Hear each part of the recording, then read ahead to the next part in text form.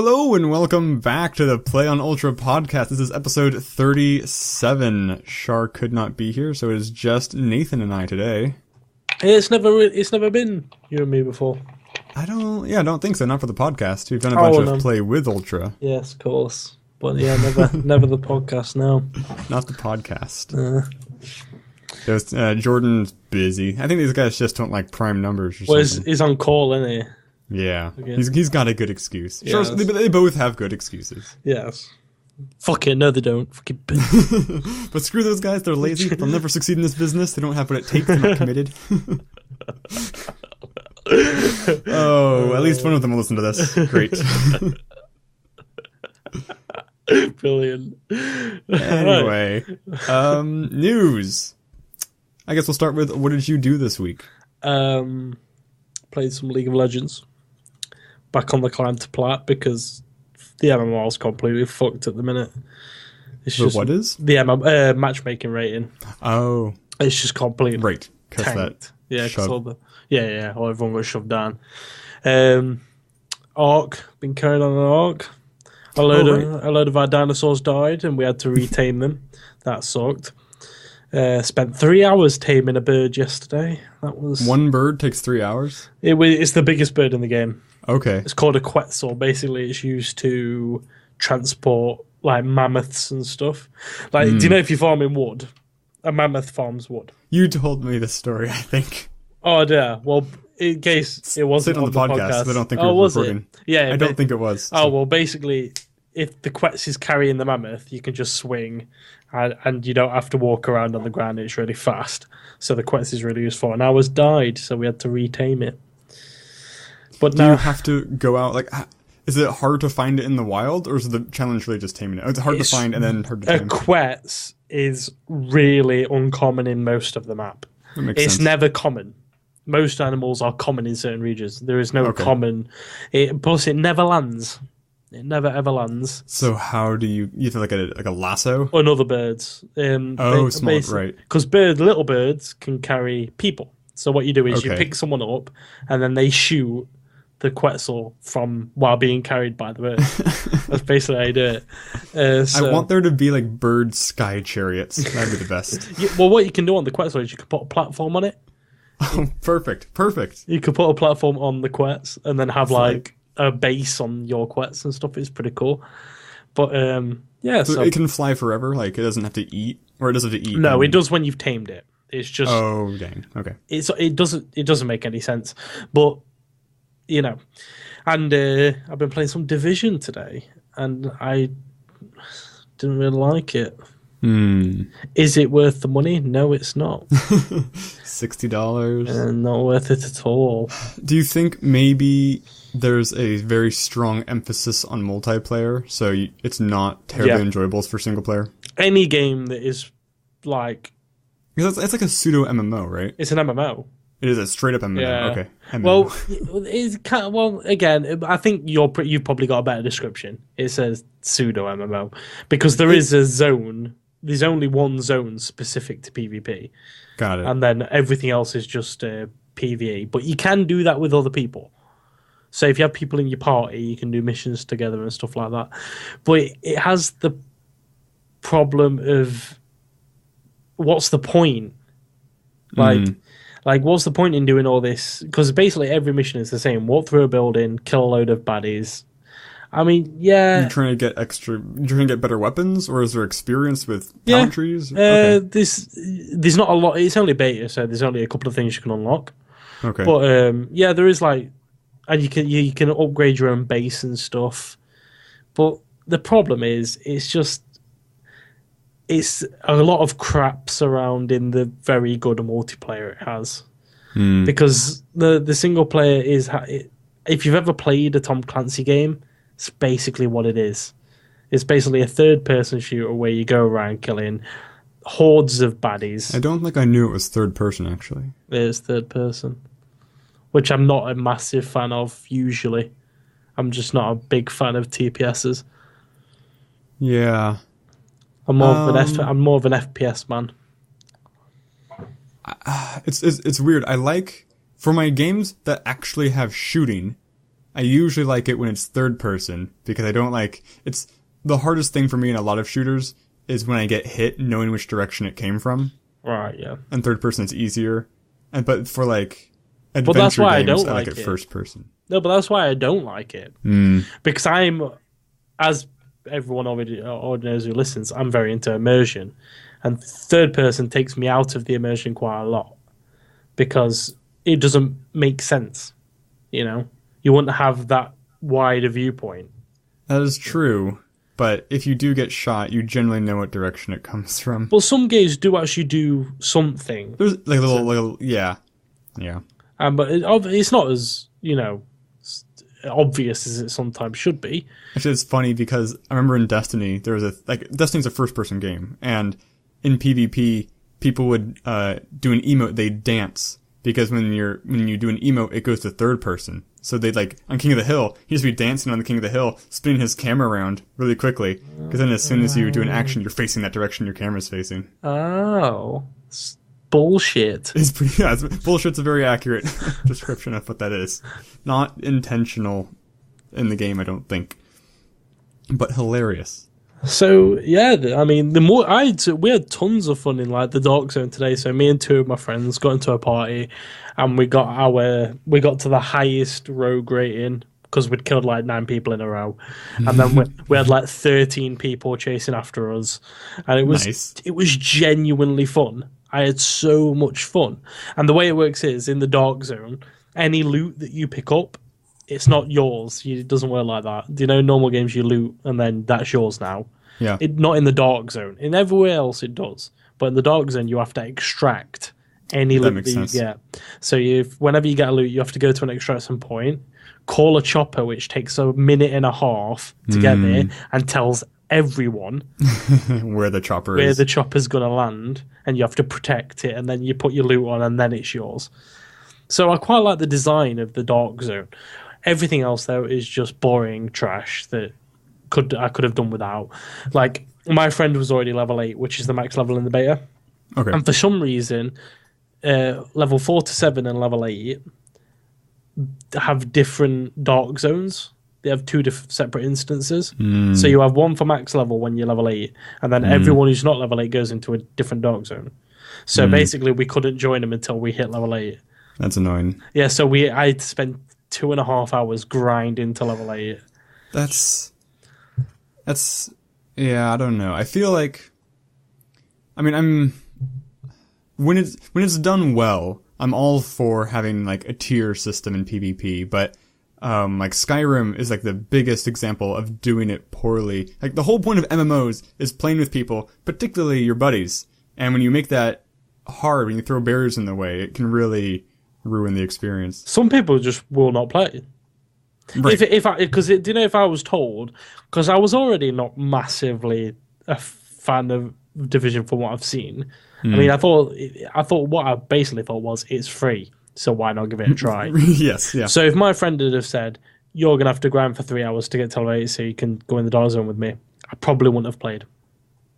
It was only because I was already in the thick of it that I actually did it. And I was moaning like a bitch the entire day. Got so annoyed with me because I was just like, this is fun. Let's shoot another. I guess that probably has a lot of weight coming from you too after like all the grinding you've done in Final Fantasy. I know, but like I've said in the past, Final Fantasy did at least something to make the grind not feel like a grind. But Division doesn't hide it, and it's not ashamed of the fact, which I kind of respect. But I don't enjoy Warframe's like that as well, actually. Yeah. It's like malicious sometimes. It's yeah. like, oh, you just spent like, okay, so normally in Warframe, to acquire most new Warframes are acquired from a specific boss. So you fight this boss, and he will 100% of the time drop a piece of a Warframe. Usually there's 3 or 4 possible pieces, and so you have to beat him at least that many times. Usually more, because you're gonna get duplicates. Yeah.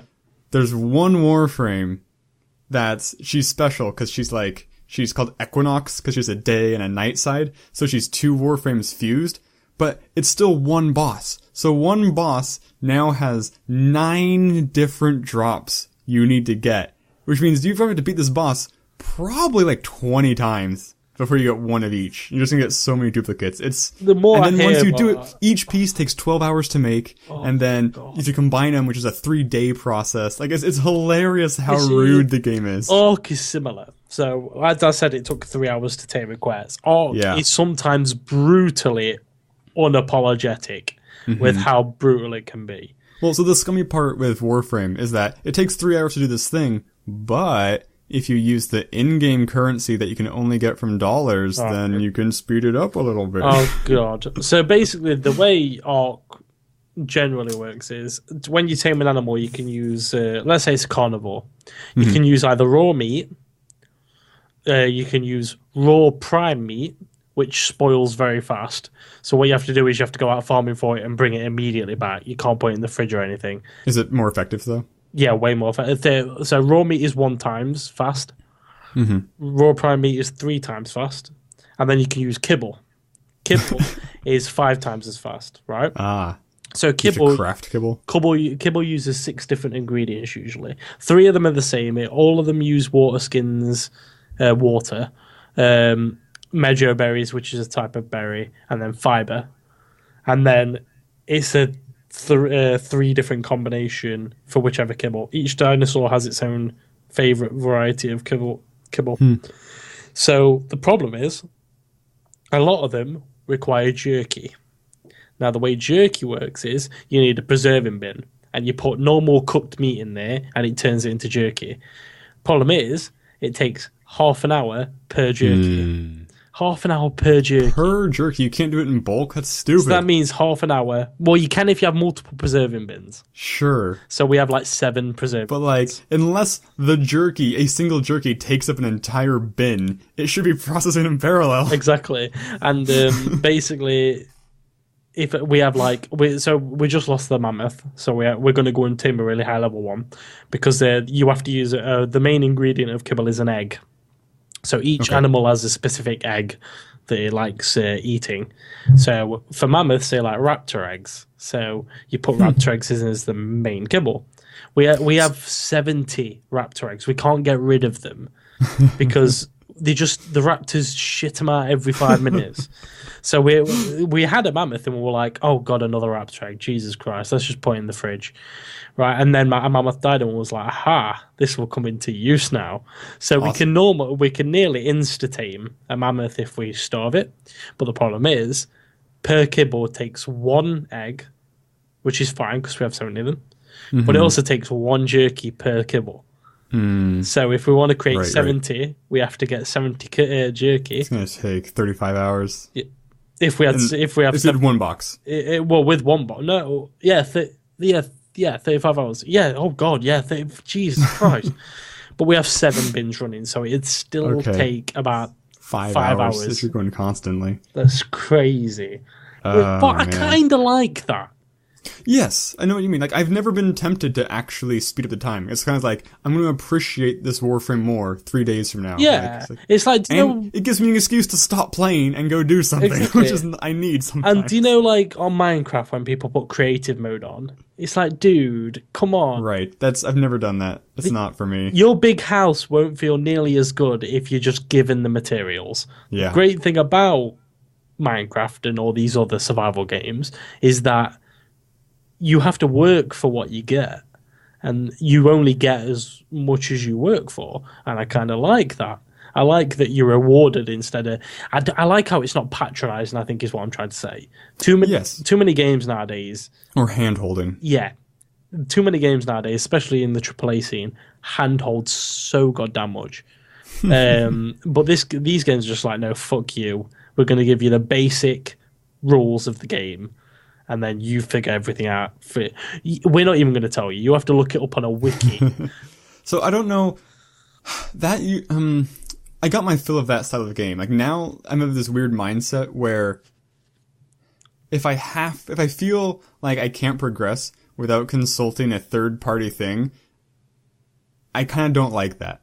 I wish there's like something in game I could do. Like I could travel to the Great Library and look it up. Or that'd be cool. Something. I think,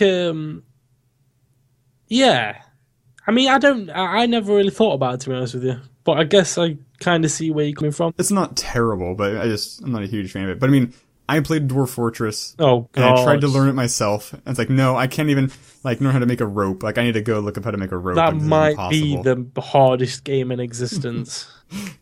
Possibly. This is actually good segue, though. I played a game this week that came out called Brushwood Buddies, which, essentially, it takes the part of these sandbox games where you're experimenting to figure out, like, okay, if I take this item and this item, can I combine them into a thing? That's all this game is. Like, there's no going out and gathering resources. It's just each level is a puzzle. Like, it gives you a bunch of items, and you have to figure out how to make the target item. Oh, there was a game like that on mobile. It was called, like, Elements or something.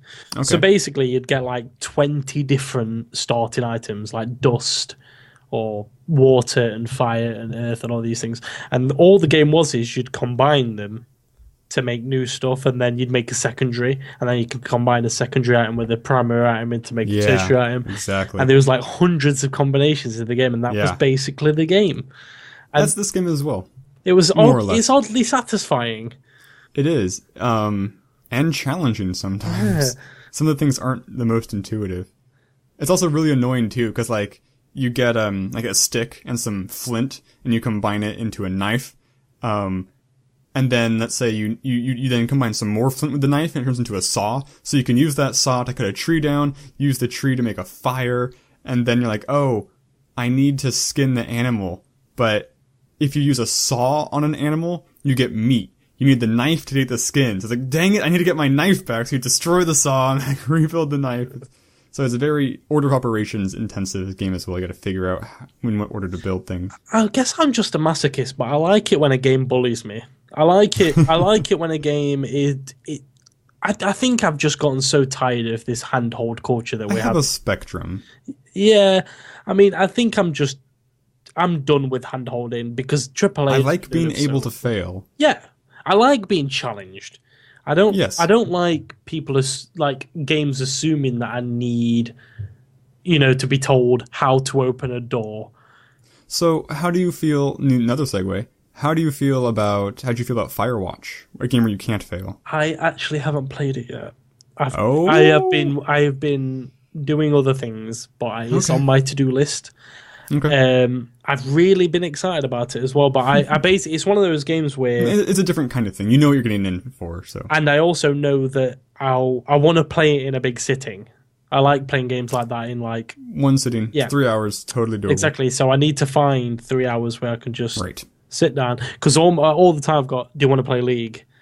Oh, I'll play some League. Do I play Ark? Oh, I'll play Ark for a bit. So it's kind of this week. It's like, hey, I should record. And then Shar's like, you want to play Warframe? It's like, I could use some more of this resource. I could use some more money or whatever. I actually haven't been playing a lot of Final Fantasy. Oh. This is what happens with me and MMOs. Is it the same group of friends who are doing Final Fantasy that are now doing Ark? Yeah. Well, that makes sense. Half of the group play Ark. Half of the group hate Ark. So, but we're playing a lot of League of Legends nowadays because everyone took a break from League of Legends because the season hadn't started yet, and there was no real point in playing it, and because it was pre-season, and some people had quit because they salted out of existence. Sure, and they went hollow. Yes, and but we started playing again, and a lot. We all got to like max level on Final Fantasy. Some people didn't even bother to get that far. Oh man! And I mean, I still really think the game's really, really good. And when the new patch comes out, a load of us are talking about going back. But for the moment, I'm okay with the fact that I'm not playing it. That's I have a weird relationship with MMOs now, because like my first MMOs were like Guild Wars 1 in high school, and that was like my game. Like if I was in my downtime, I was playing a video game, and it was that MMO. Like so, it was like into the world, like, it was really like that was me, that character. Nowadays, if I play an MMO, I essentially reach a point where I beat it and I stop playing. Yeah, we're within 2 months max. Well, I think I've got my fill. Yeah. I know all there is. I know enough about this game to be bored by it. Yeah. Because Guild Wars 1 is still probably my favorite MMO of all time. I loved Guild Wars 1. mainly because it was my first. Right, yeah, And, it's a special place. And I liked the intuitive skill system. You had 8 skills. You didn't have 9 billion skills like on World of Warcraft. You had 8. Well, I liked it in World of Warcraft. You acquire them very, like, agonizingly slow in World of Warcraft. So by the time you have 8 billion, you're very comfortable with the ones you have. Oh yeah, it's not a bad thing, but I think it was nice. It was a nice change from It's a difference, because you have to have a goal. Like, it means, like, so in World of Warcraft, the thing that distinguishes Rogue 1 from Rogue 2 is their talent tree. It influences how they play. In Guild Wars, it's the move loadout. And like, I'm going to be a trapper, or I'm going to be another thing. And the combination system, right? Like a monk mesmer, or you could be a monk, monk druid, right. Delvish, or whatever. So that was a big thing. Stupid warrior monks. And I loved. Do you know the way we've talked about this before? The way you gain elite skills. I thought that was a super cool way. It's one of my favorite features from a game that I've never seen anywhere else. It is really cool. I'm surprised. So rewarding. I'm surprised no one's picked that up. I think it's similar. That's kind of why I like Warframe, because it's similar. Like, I mean, all games, bosses drop good items. That's why you beat bosses. In Guild Wars 1, it's unique because bosses now also drop good skills. In Warframe, your skills are tied to your Warframe. So when you're acquiring a new Warframe, you're essentially acquiring a different suite of 4 skills to use. So it's a little similar in that sense. I think the reason I liked it so much in Guild Wars 1 is because basically what the game is saying is, this is an adventure. You have to go to this. The narrative was very strong. Oh, especially in Nightfall when the 3rd expansion came out, it was good. I don't think I played with any of the expansions. Factions was good. But Prophecies, the original one, had some great narrative. But Nightfall was the best in terms of story. It had great story. But I loved how it was basically saying this is an adventure. You have to go to this one boss, and only this boss has this skill. Yeah. And you have to have one of your skills unusable so that this elite skill can take its place. Well, also, this was, like, at the time for me, I wasn't really aware. Like, I mean, I was using the internet. Obviously, I'm playing an MMO. I'm aware of the internet. But, like, it wouldn't occur to me at the time to Google, where can I get all the ranger skills? So, like, I'd, like, see a boss, like, oh, he has a ranger skill. I gotta come back with my rune. Or maybe just keep my rune always on me in the hope that I'd encounter a ranger boss sometimes. Or maybe hear it from another player. Oh, I loved it. I loved it so much. Yeah. And I don't know, it's just that game as a whole was just so rewarding. I loved. I know it. I don't. Not that any of the other MMOs are bad. Obviously, they're not. WoW's obviously. I mean, I think WoW's a better MMO. Yes, but it's not. It wasn't my first. I liked the 20 level system. I really liked that. There's no expensive mounts. Yes, I mean, the problem with Guild Wars 1 is that it's really weird as an MMO because the whole world is a series of instance bubbles. Like, if you go out into the world, you're never ever going to encounter another player unless you brought them with you. Exactly. And it's a little weird. But it lets them have that tight narrative. I mean, yeah, I think it's really intuitive as well. It's good. I liked it. It's just weird as an MMO. compared to other, like, more traditional MMOs. Yeah, it's rather weird. I think I loved how even it shows that, like, WoW is obviously an incredible game. I mean, of course. I liked the level 20 system, you know? Mm-hmm. And I loved how on WoW, if you buy Wattle K or the Burning Crusade or Warlords of Draenor, right? If you start at level 1, you start at level 1 in vanilla Warcraft, and you have to work your way up to level 60 or whatever. There have been a few slight tweaks to that, but yeah. Yeah, but in Guild Wars, you can start at level 1 in the expansions. Oh, okay. And you can start, you don't even have to go through prophecies. You could. That's interesting. In factions, you can just do the factions campaign from level 1. And same with Nightfall, same with Eye of the North. I actually know Eye of the North, you had to be level 10 to go, I think, or something.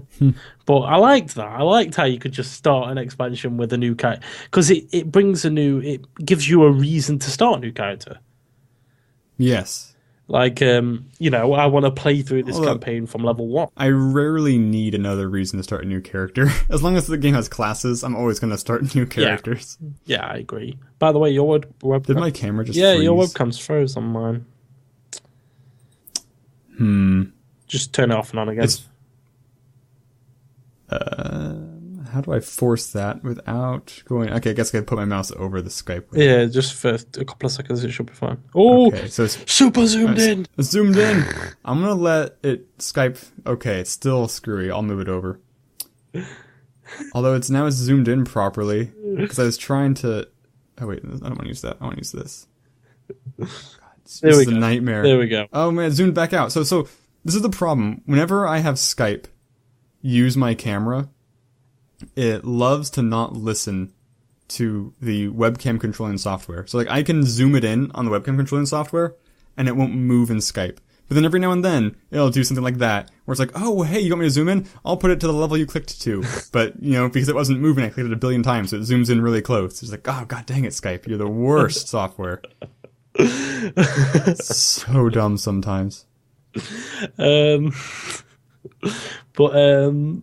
A little grainy. It's fine.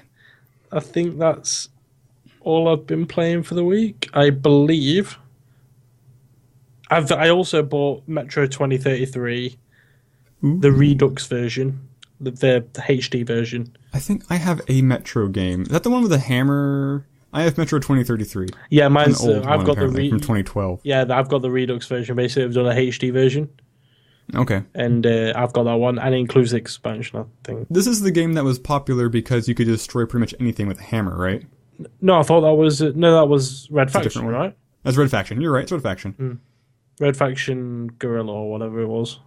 Yeah, that's when we were like an alien terrorist, I think. Yeah, it was shit. I heard it was okay. The physics were fun, but the game itself was philosophically, shit. Oh, that's too bad. The physics was so cool. It's a shame they had to be surrounded by an utterly inconsequential game. But yeah, I think that's... Yeah, I bought that, and then I think that's me. I'm still waiting for the Overwatch beta, because fuck Blizzard. Paragon's also slightly leaking out now, like videos and stuff. People are talking about that a little more. It's picking up. Nothing's going to compete with Overwatch, honestly. Overwatch is like the WoW of new MOBAs, I think. It's not a MOBA. FPS.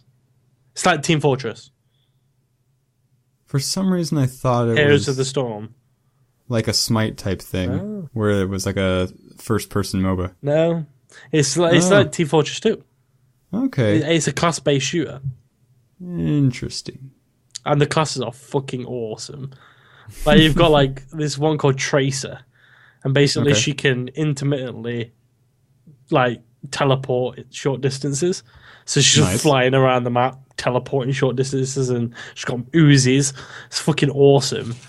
I really like, but I still don't have it, so it's shit, Blizzard. I'm going to keep on saying it's shit until I get it. Sure. That's fair. So my week, we already talked about Brushwood Buddies a little bit.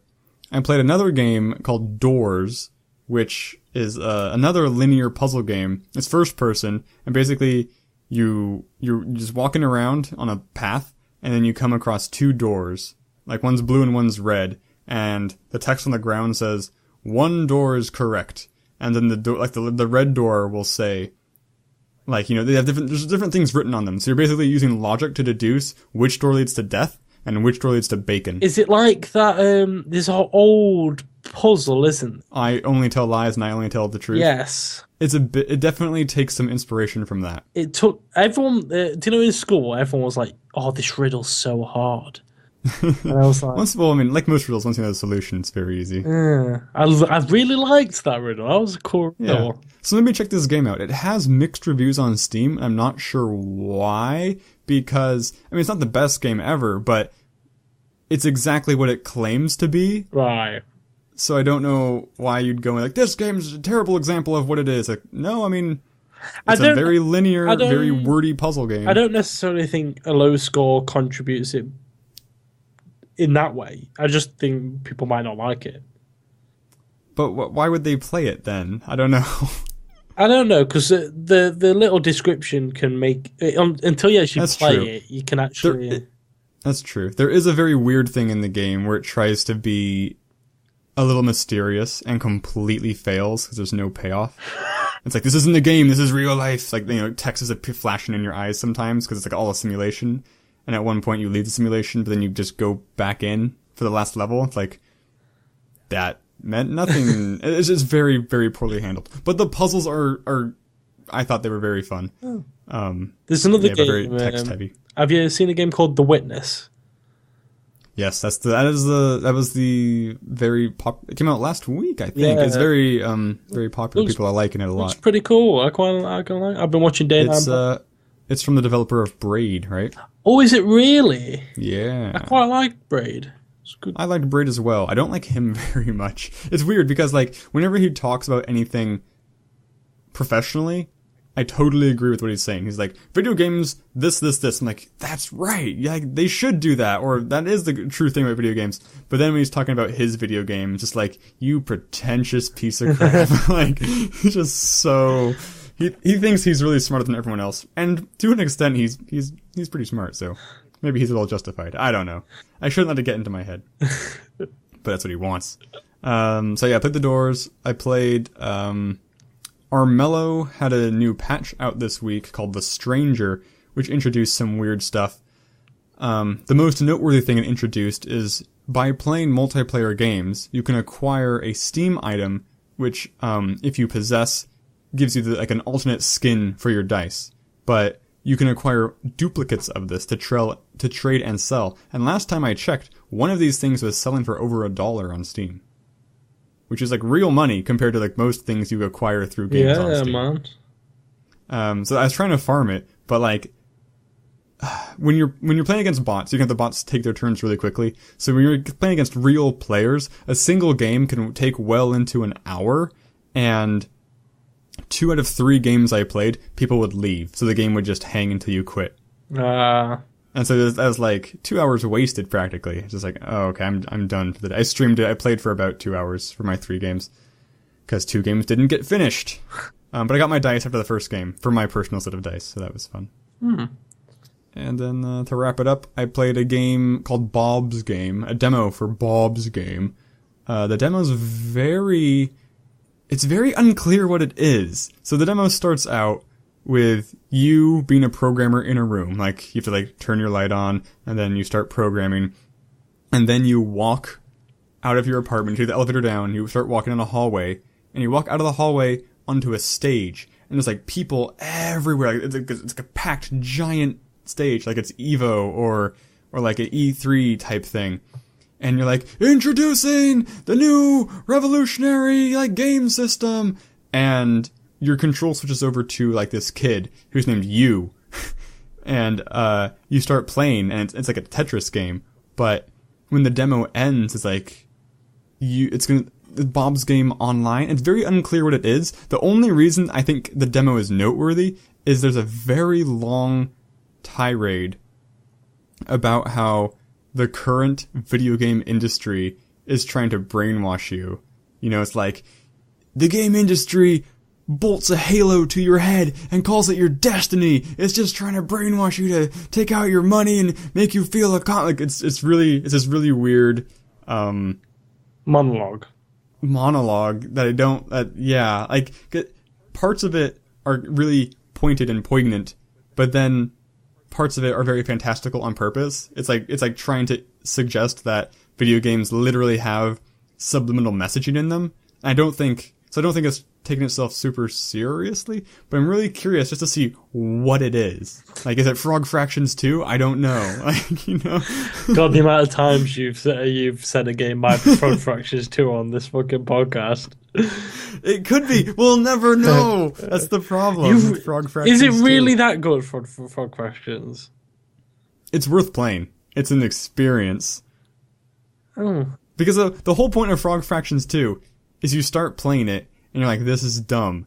And then it becomes a completely different game. Like, the moment at which you realize what you're playing, it's a significant moment, I think, in, like, video game history. Like, there's the moment you shot your first portal. There's the moment you I don't know, robbed your first car in GTA maybe, and it was the moment you realized what Frog Fractions was. What is Frog Fractions?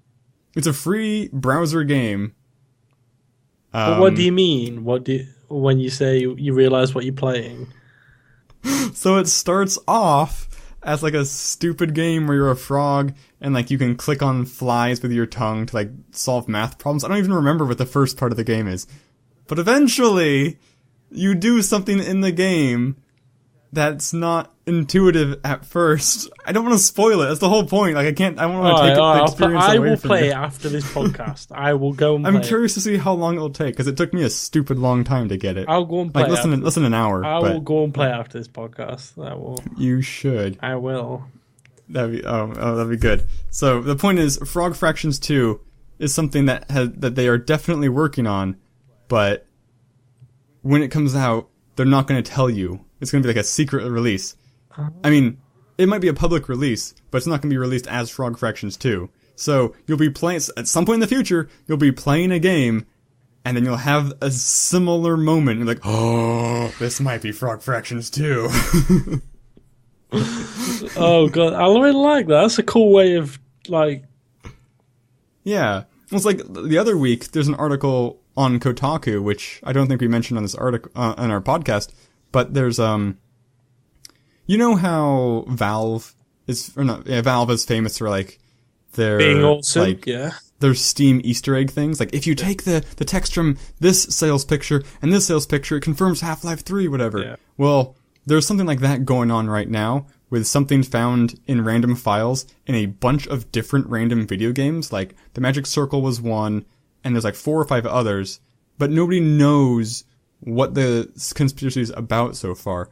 The things that they've been finding in these other games are like, they look like puzzle pieces, and so they have like 4 or 5 of these puzzle pieces fit together, and nobody knows what the puzzle pieces are building. Like, the closest thing they found is you can overlay the current pieces on a map of like Melbourne, Australia, and it kind of lines up well, but like, we don't really know what it is yet.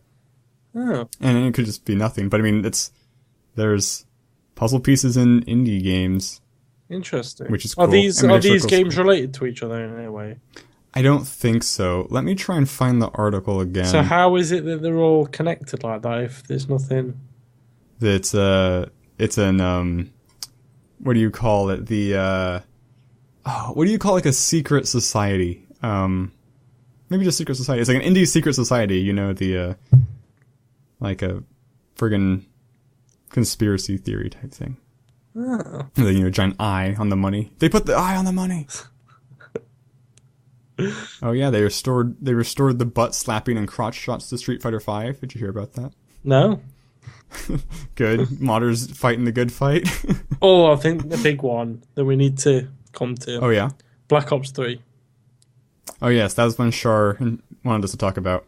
So for people who don't know, Black Ops is releasing its multiplayer as a standalone game. So you can buy Black Ops 3 multiplayer, or you can buy just Black Ops 3. My question is to you, I don't know whether you know this, because I don't, because I didn't even know what game it was until Shar said, like, half an hour ago. How much is the Black Ops 3 multiplayer standalone? Good question. I don't know. Because that will determine... I want to say $30. That will determine what I think about it. Black Ops 3 multiplayer starter pack? No, just multiplayer. Black Ops 3 gets a cheap multiplayer only starter pack on Steam. Click that link. Whisper sweet nothings in my ear, computer. Tell me the answers. According to Forbes.com... Excuse me. Why couldn't it take me to the Steam page? $15. That's not bad. No. No, but that's the starter pack. What does that mean? It's a bare-bone versions of the game and doesn't include a lot of stuff a $60 retail purchase gets you. It doesn't include zombie mode or the single-player campaign. But it still includes the multiplayer. It would appear that way. That's interesting. Yeah. If that's the full multiplayer, that's pretty unlike the developers to do something like that. I mean, World at War is still like $40-50 in retail. So, Wow. so is like Modern Warfare 2. So it strikes me as weird that they would release a multiplayer version of Black Ops 3, which is the only part of the game that people give a shit about. Right. People would be furious if there was no single player, but definitely the meat is in the multiplayer. And they're selling that for a fraction of the price. That's actually quite a good deal. A quarter of the price. That's actually a really good deal. Or sorry, I mean, it's 1/4. That's right. That's a good deal. I can math. I might even buy that. I mean, but the question is it the full multiplayer? Yes. Because that thing starter pack, that's... Maybe, is it only certain maps? Yeah, is it only like 2 maps? Because there's no way the developers of Call of Duty is releasing the multiplayer for $15. There's no way. It does seem pretty bonkers. Like, I mean, if it's 100% of the multiplayer, what percentage of people do they think are going to buy this and then want to buy the single player to go with it? None. Like, the only thing I can think of is it's a way to get their multiplayer servers populated. I can't imagine what type of person would play the multiplayer and go, this makes me want to play the single player. Yeah, it's always the reverse. Yeah. I mean, I love single players. I'm one of the few people who still buy Call of Duty for the single player. Well, not anymore. I've just stopped buying Call of Duty. Sure. But I was one of the few people who did still buy Call of Duty for the single player. But that's interesting. Because I was ready to come onto the podcast and get angry. I was ready to come on and say, how dare they release a multiplayer-only version of Call of Duty at full price? How dare they? But they've just kind of taken that away from me as well. Maybe that's their plan. I'm not allowed to bitch about it. That's what I lose. I lose my right to bitch. That's... Do you think it would be annoying if there was no, like, so I actually don't know the answer to this question, but so you can buy this multiplayer only pack.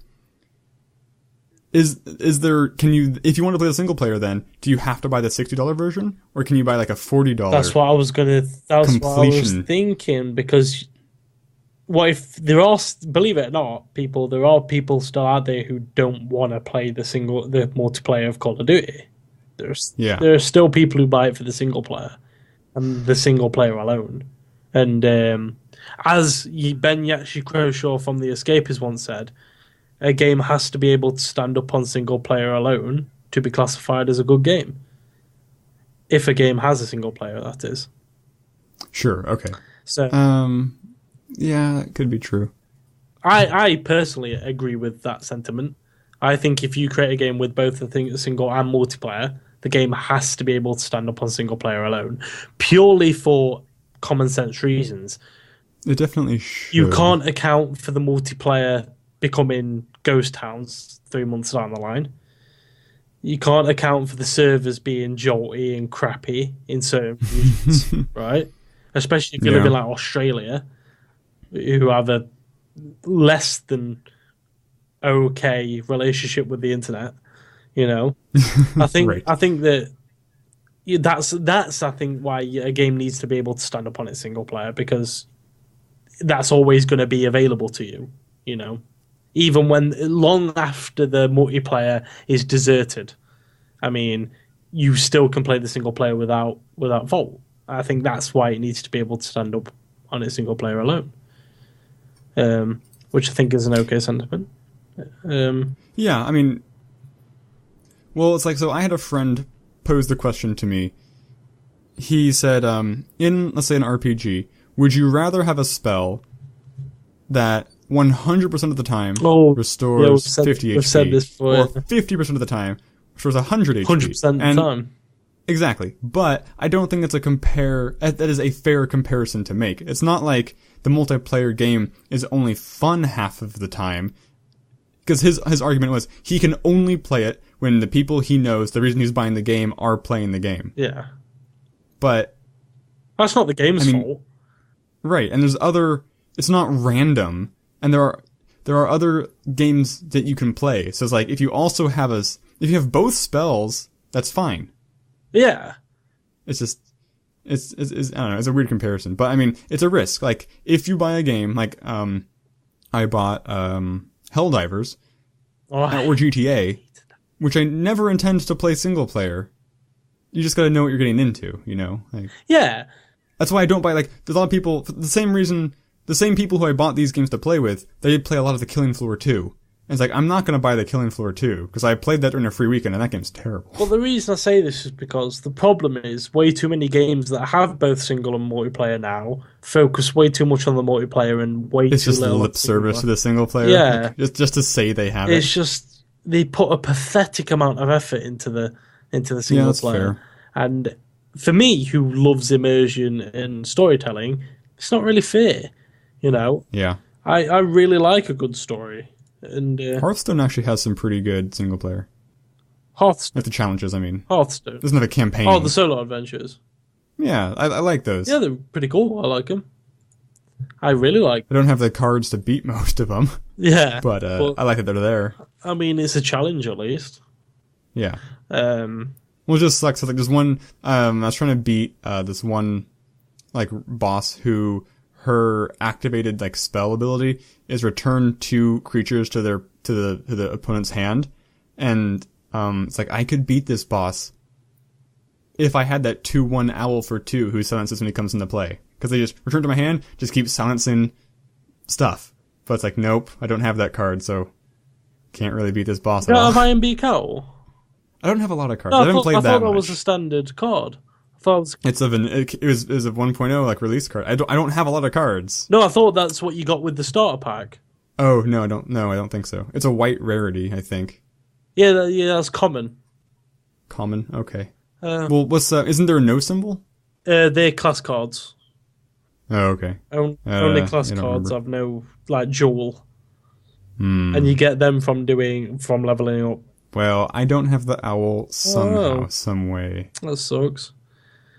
It's a very good card. It is. It's quite a good card. It's still used in high level decks a lot of the time. Oh, interesting. Well, it's a nice 2-drop, 1-drop, 2-drop. Totally. Well, I mean, that's actually kind of why I stopped playing Hearthstone, because even at my casual level, the basic cards I have just got completely outclassed by when the gnomes and goblins expansion pack came out. There was just straight up better cards than I had that were like the same rarity, same casting cost, but they were just better. This is why the power curve outpaced This is why I like how they bring in formats to it.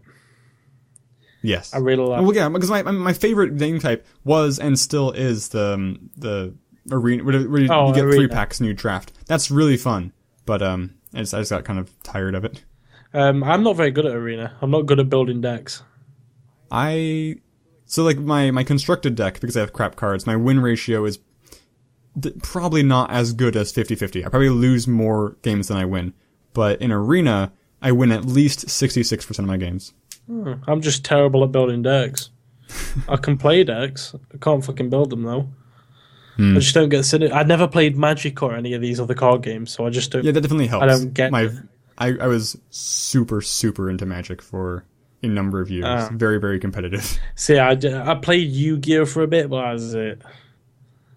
I liked Yu-Gi-Oh though. Yu-Gi-Oh was good. I liked it. I'm not super familiar with it. I don't know as a game. I'm not sure what kind of stuff. I only played it because I started watching the TV show.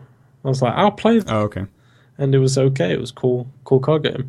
But Hearthstone is pretty cool. I quite like Hearthstone quite a lot. I still play it. It's definitely my favorite mobile game. But again, Magic's kind of ruined me, because it's definitely not as good as Magic, although it is miles better than the digital version of Magic. Oh, the digital version of Magic sucks. That's impossible. It's so agonizing.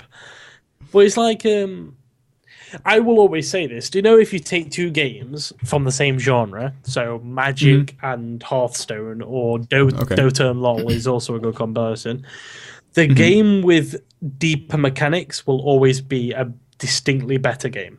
So I generally think so. Dota, I think, is a better designed game than LoL because it has deeper mechanics, way deeper mechanics than LoL does. Like absurd amounts of difference between the skill level required to play those games. Like I've heard that it's similar in Hearthstone and Magic. It's way harder to play Magic than it is Hearthstone. I don't know whether this is true. I think that's true. Well, I think we talked about this a long time ago. I think Hearthstone was designed to be accessible. Yeah. You know, we at the time I think we said not as competitive in the sense that it just reaches more people. But same with League of Legends. That's what I meant. Same with League of Legends. Probably true. League of Legends was designed as, and they League compared to Dota 1. Absolutely. They use the words the casual MOBA. That's the words they used when they brought out the game. It was marketed as the casual MOBA. And, Dota 2 or Dota, just Dota, because it's the same game. Right. It is infinitely harder to play that game than it is on League of Legends. I see these people on League of Legends all the time. Oh, this game's so hard. It's really hard to master. Try playing Dota 2. You have no idea. I couldn't get into Dota 2. I mean, I've played Dota 1 before I played League. Yeah. Never well at all. But at Dota 2, it's like, oh, right, I gotta last hit my own creep. Like, this is too much. Just too much for me to have to think And I about. don't even blame people for not even... my friend who is quite good at League, me and him are about the same level. He's probably a bit better than me. And basically, he refuses to play Dota because it's just too much. You know, me, I played Dota for 2.5 years. I got really good at it. But it was agonizing to get to that point. Dota beats you over the head until you are good enough, you know.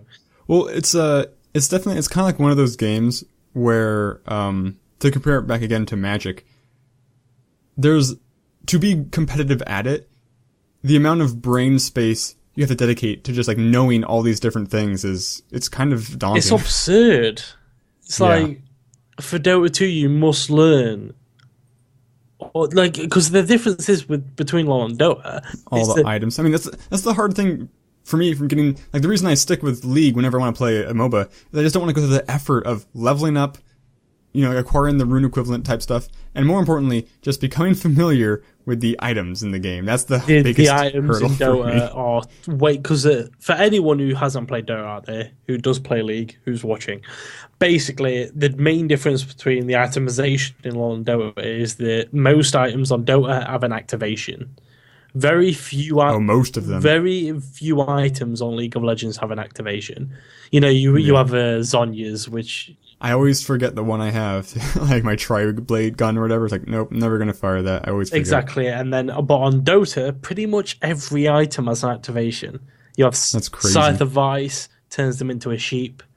You know, you've got Luden's right, and they're super powerful too. Like adding an extra CC spell to a character with more CC spells, it's bananas how. And then you've got Lincoln Sphere. Lincoln Sphere, you can put a shield that blocks a skill on someone. You know, you've got all these different Yule Scepter CC someone for a few seconds in a tornado, lives them up. I remember that one from Dota 1. So basically, pretty much every item, or at least, you know, well-used item, has an activation. That's the main difference between Dota and LoL. And that's one of the reasons why it's so much harder to learn Dota. Because when you have a full item build on Dota, you will have your main skill set, you know, your 4 skills or 10 skills if you're playing Invoker. And then you'll have 4 of your items that have activations. And it just adds an extra thing to it, which is really interesting to me. Right. It can be confusing to new players too when you go up against that sort of thing. You're like, I didn't know that character could do that. Yeah. You know, like you're just not prepared. It's like it's not the character. yeah, exactly. It's not even that. But But like 100% of players will build that item, so it might as well have it. It's just hard. And that creates some weird balancing problems too, actually. Like it happened recently in the miniature, the tabletop war game I play, War Machine, they introduced a mercenary character, and it's just so much better than a lot of in-faction range units that you just buy these guys. You buy 2 of these guys, and you just don't even use your... Like, I have, like, my troll guys with machine guns. Like, nope, just buy these frogs with poison darts. They're better in every way. It's disappointing when mercenary factions have that happen. With Dota, I don't necessarily think that's true. I think that Dota is infinitely better balanced than LoL is. Could be. And the reason I say that is because in League of Legends you have 127 champions. Sounds about something right. like that. 130 mark hovering around there. And on Dota, you have about 107, 113, something like that, right? On Dota, I didn't know it's quite that many. yeah, it's over 100. On Dota, 75% of these characters will be in meta at any given time. Not That's super impressive. some of them more than others, but most of them will be played in one instance or another. In LoL, no way. In LoL, there will be right. 20 to 30 characters which are in meta. These are the ones you play. And then you'll get a dickhead who's in ranked who plays AP Tryndamere jungle and fucking fails every time. But that's why I think that it's just a better designed game. And not to say that LoL is bad, because I play the fucking game a lot, so it's obviously not, or at least I don't think it's not. But I think that Dota is and I'll defy anyone who says otherwise, it's a better game. Mechanically, it's just better. It's harder, but it's better. I'm presuming that's what it's like with Magic and Hearthstone. Yeah, probably. I mean, right now, I'm not familiar at all with the Hearthstone meta. But right now, the Magic meta is very embarrassingly undiverse.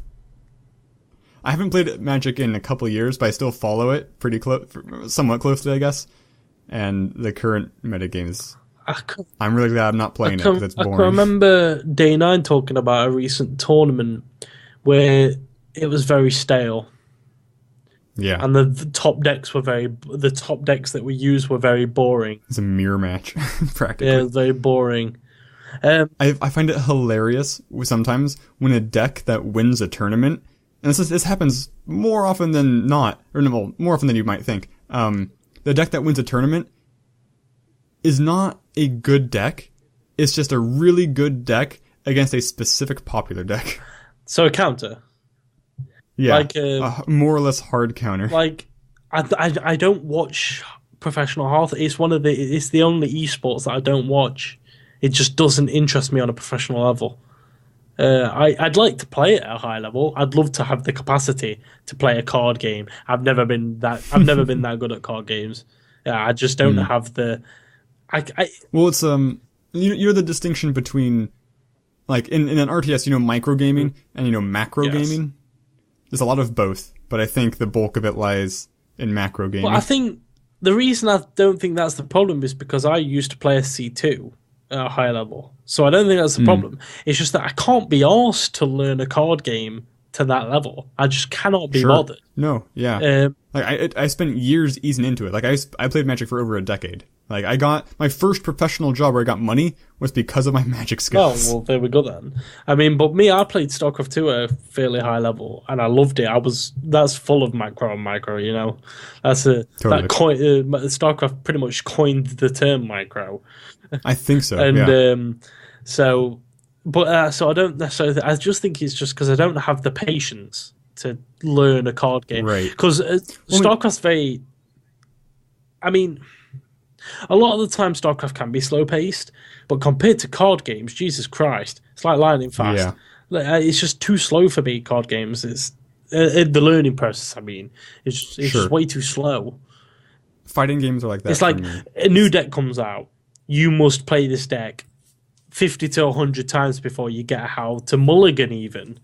How to value cards in that deck. In Hearthstone. Maybe. In Hearthstone, if I look at a new deck on Hearthstone and I think, oh, that's doing well, people are doing well with that deck, I'll try it out, right? And you know how to play it. Yeah, because I don't know how to value the cards. Because the way obviously Hearthstone works is... Or the synergy, seeing the synergy. Exactly. Obviously the way Hearthstone works is if let's say you're going first, you get given 3 cards. You can either you can throw any amount of those cards back to be replaced by any number of cards in the deck.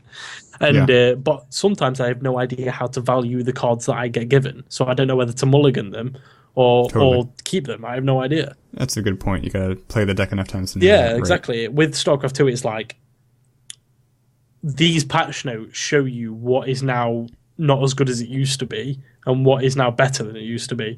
There you go. We're done. And then pros will obviously come up with this stupidly ridiculous macro-intensive builds that I will never be able to follow because I'm not Korean or a genius. And, you know, I mean, those two are pretty much the same, though, when it comes to gaming. And, I mean, Koreans are just stupidly good at games. Seems like it. There's a pattern there. I mean, people are obviously saying, oh, but there's not a lot of Koreans in CSGO. That's because they're all playing 1.6 still.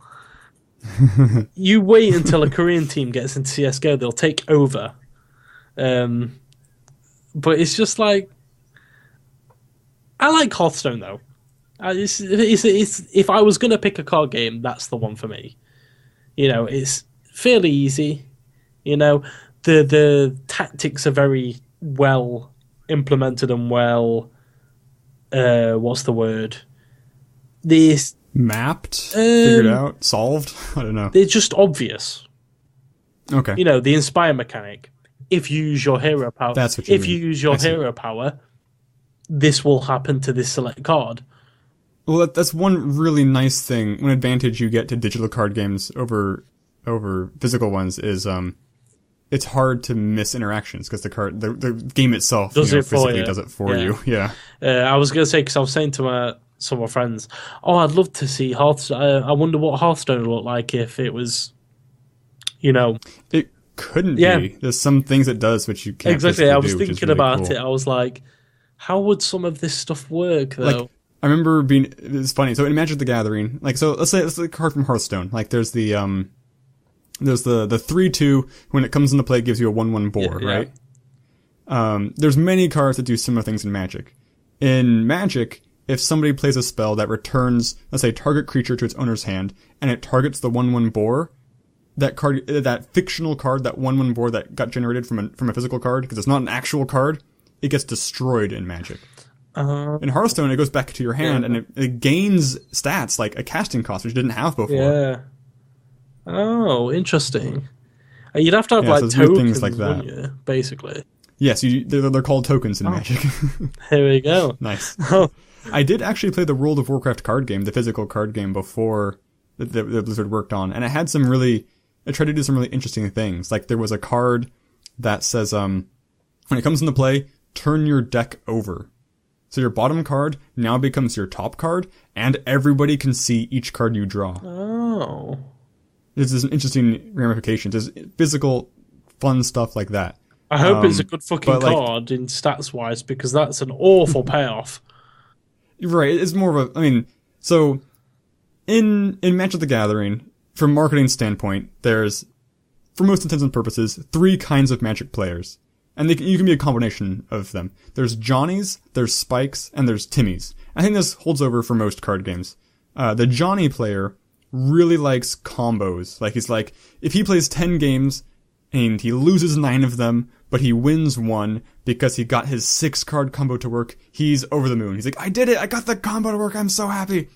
Timmy likes big cards. He's like, this guy costs 10 mana, but he's a 10/10. That's so cool! Right. He's never gonna get a play. He's gonna lose before he gets to that point. Spike only cares about winning. He doesn't really care about the game necessarily or the cards. He has to win at any cost. And so he's the kind of dude who'll play decks that he doesn't even like playing. Exactly. A lot of people are Spike Timmies. So they like big cards and... Yeah, because, I mean, Timmy, it's hard to define, like, a big card. Because it's not necessarily, like, it doesn't have to cost 10 mana, like... it just it can be powerful on the curve, you know, like a 4/4 for 4. Dr. Boom's a pretty good one. Could be. I don't know the Dr. cards Boom by is name. a 7-cost 7/7, but it good. also summons 2 1/1s that when they are destroyed, they randomly hit an enemy for 1 to 4 damage. Can it hit the player? Yeah, it can hit any minion on the field or the player. Okay, can it hit you then? No, only the enemies. Okay, just do the enemy. Okay, that's so awesome. Basically you get if both bombs are destroyed, you get a possibility of 8 damage out of them. So Dr. Boom is a huge card. It's a lot of... Because I think in Hearthstone, more so than Magic, I really get this strong sense of the name of the game is card advantage. Using one card to take out to get just milk as much from one card. Like hopefully take out 2 of your opponent's cards with one of your cards. I mean, it's definitely there in Magic too, but in Hearthstone, because you can attack creatures directly, there's some weird stuff about it. Yeah, it's interesting. I mean, what the most interesting thing about formats coming to Hearthstone is the cards that are going to be non-usable in Standard. Right. Dr. Boom, the one I was just saying, for example, is being taken out. Which there's this whole thing. There's this old thing in the Hearthstone. It's a saying. When you're producing a deck, when you're making a deck, you put Dr. Boom in your deck, and then and that's where you start from. It's an old thing, and Day9 used to say, "I put Dr. Boom in this deck because I am a Hearthstone deck." So I basically, he was called Dr. 7 because he's 7 cards. See, it's actually a good example of the same problem I'm talking about now in War Machine, where you have like a card, because like, so example for the Hearthstone would be, let's say I have a warrior card and it does a thing, but then there's just a generic spell that does the same thing but better. That's kind of Dr. Boom is better than any like warrior specific creature, and so you have to put him in every deck. Basically, people used to say I'm making a Hearthstone deck, so I just put Dr. Boom in first. Then I work around that. Then I make the rest of the deck. I am making a Hearthstone deck, therefore it has to have Dr. Boom in it, which became a huge problem for people who didn't have that card. Right. Because out of the GVG packs, Dr. Boom was the biggest card. It was the card to get.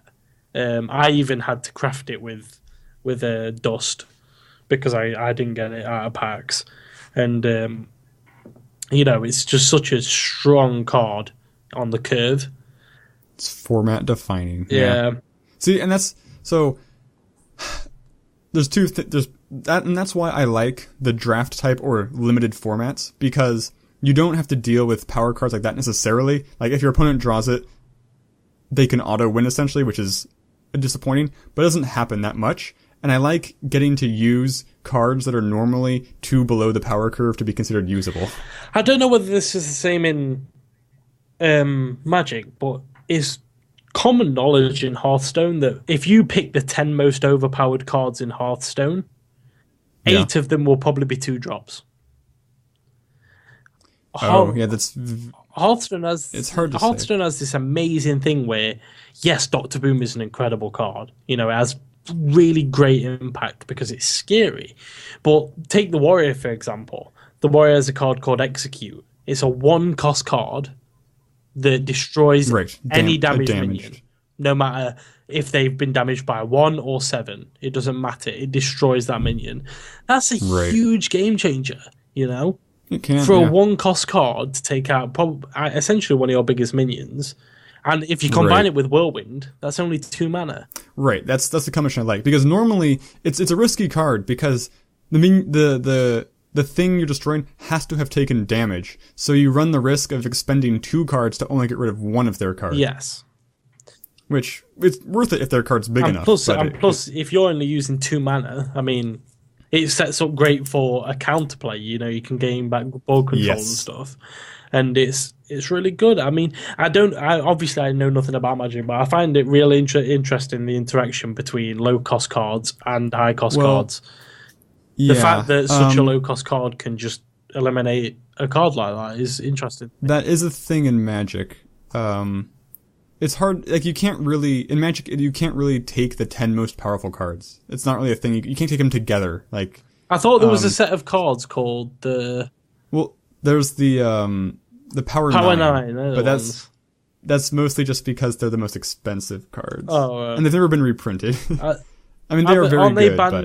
Are they banned in Pro Play? Or probably, I don't know. So the thing about Magic is it's been going so long. There's different formats, and usually the format dictates just the subset of Magic cards you can build your deck from.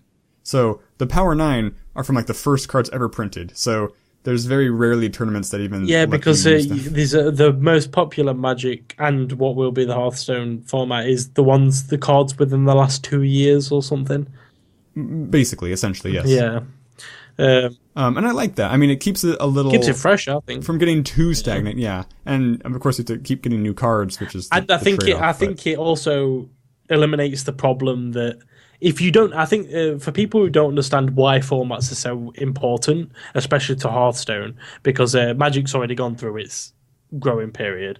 So for Hearthstone, the reason formats are so necessary is because Hearthstone was starting to run into a problem where with every new expansion, the developers at Blizzard felt the need to make stronger and stronger cards to make them relevant. Because if you've got a new expansion out, those cards need to be better than the last expansion so people will value them. So it becomes a problem where you have to keep on making better and better cards, which means the old cards are shit and useless because now the new cards are so much better. So formats basically tighten the grip on how many cards you can use, which eliminates this problem. Right. And you can reprint, so you can reprint cards, so a card can come back into format. And it's interesting to see that happen sometimes, because a lot of the power of the card, at least in Magic, a certain amount of power comes from just the card as itself, but more importantly, usually, is the other cards that are in the format with it. So you could reprint a card that's broken in a previous expansion and have it be not played at all in a new expansion just because there isn't the other sorts of things that can synergize with it properly. Yeah. It's like, for anyone who plays Hearthstone with Druids, there's a combination called Force of Nature, Savage Roar. I don't know, That's a good combo. I've used that combo. I didn't know it was that popular. It's the combo in Hearthstone. Everyone knows what Force of Nature, Savage Roar is. I don't really have the cards to make Force of Nature good. But if you had Force of Nature in the format and Savage Roar wasn't in the format, right, that wouldn't be such a good combo anymore, because you'd get a max amount of 12 damage out of that. Minimum amount of 12 damage out of that. With Force of Nature, Savage Roar, the reason it's so strong is because if the minimum amount of damage it does is 14. The 2/2 size. So without Savage Roar, they're 2. So without Savage Roar, you get 6. A minimum of 6 damage. But you don't have Savage Roar, so it's maximum as well. But with Savage Roar, it gives all of your minions +3, +2, +2, and yourself. It gives yourself +2 too. Right. And so you get effective 14 damage on the board instantly. That's why it's so strong. And it's because they have haste. And that's why I fucking hate Druids, because fuck Druids, seriously. Druids are always annoying. In WoW they're annoying, in Hearthstone they're annoying. Druids are my favorite in the draft though. It's like it's because they heal and they attack. It's look, their abilities so I've good. got Hybrid I've got nothing on the board, but because you don't have a taunt, I'm going to instantly kill you. Great, yeah. I mean, I was in control the entire game, but just because you have just two cards in your deck that do like 14 damage arbitrarily. Yeah. Oh, one reason I stopped playing as well is because back when I was playing, every single warrior deck was built around the Grim Patron. Yep.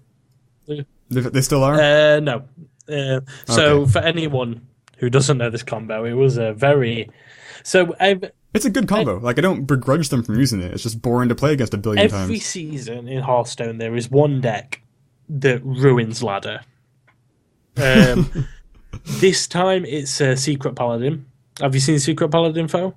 I have not. I have not followed up. There's a card called Mysterious Challenger. So you know what secrets are, don't you? Yes. So a paladin has paladins have secrets, trap cards.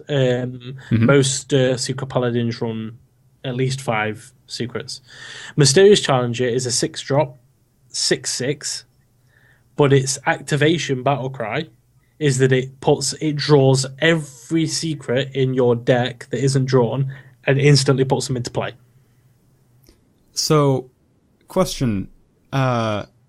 Let's say I have 2 secrets in play that are the same secret. You can't. You can't have 2 of the same secret in play at once. So what happens? It destroys the duplicate? No, it just leaves it in the deck. Goes to your... Okay. So if you have no secrets in your hand and none in play, and you play a Mysterious Challenger, you instantly get 5 secrets in play. You don't even have to play them. They get played for you. The card advantage is huge. They're not even just drawn into your hand. They're just played. Right. For no mana. It's stupid. So that ruined the ladder because everyone fucking plays Secret Paladin. But our lovely foe here was talking about is the notorious Grim Patron Warrior, which was the most... That guy was annoying in WoW too, and I was annoying in The Grim Hearthstone Patron again. was the most bullshit combo in history. It's not bull. They shouldn't have printed that card. Honestly, they should have thought that was. They should have. That's a very foreseeable thing. Now, it's not even used a lot. That's really so funny. Basically, the way the combo used to work is you'd have a card called Warsong Commander, which is a 2-drop, I think, or 3-drop. I think the 2/3 for 3. Yeah. Every minion you play after that has 3 attack or less gains charge or haste, as it would right in Magic. And basically, you had a card called the Grim Patron. I hated this card. It is a 3/3, so it gains haste, and it's a 5-drop. Whenever this minion takes damage that doesn't kill it, it duplicates into another 3/3. So it has a great synergy with warrior decks because most warrior decks use Whirlwind, for example, or Death Spite. Whirlwind, for example, does 1 damage to every minion on the field, including yours.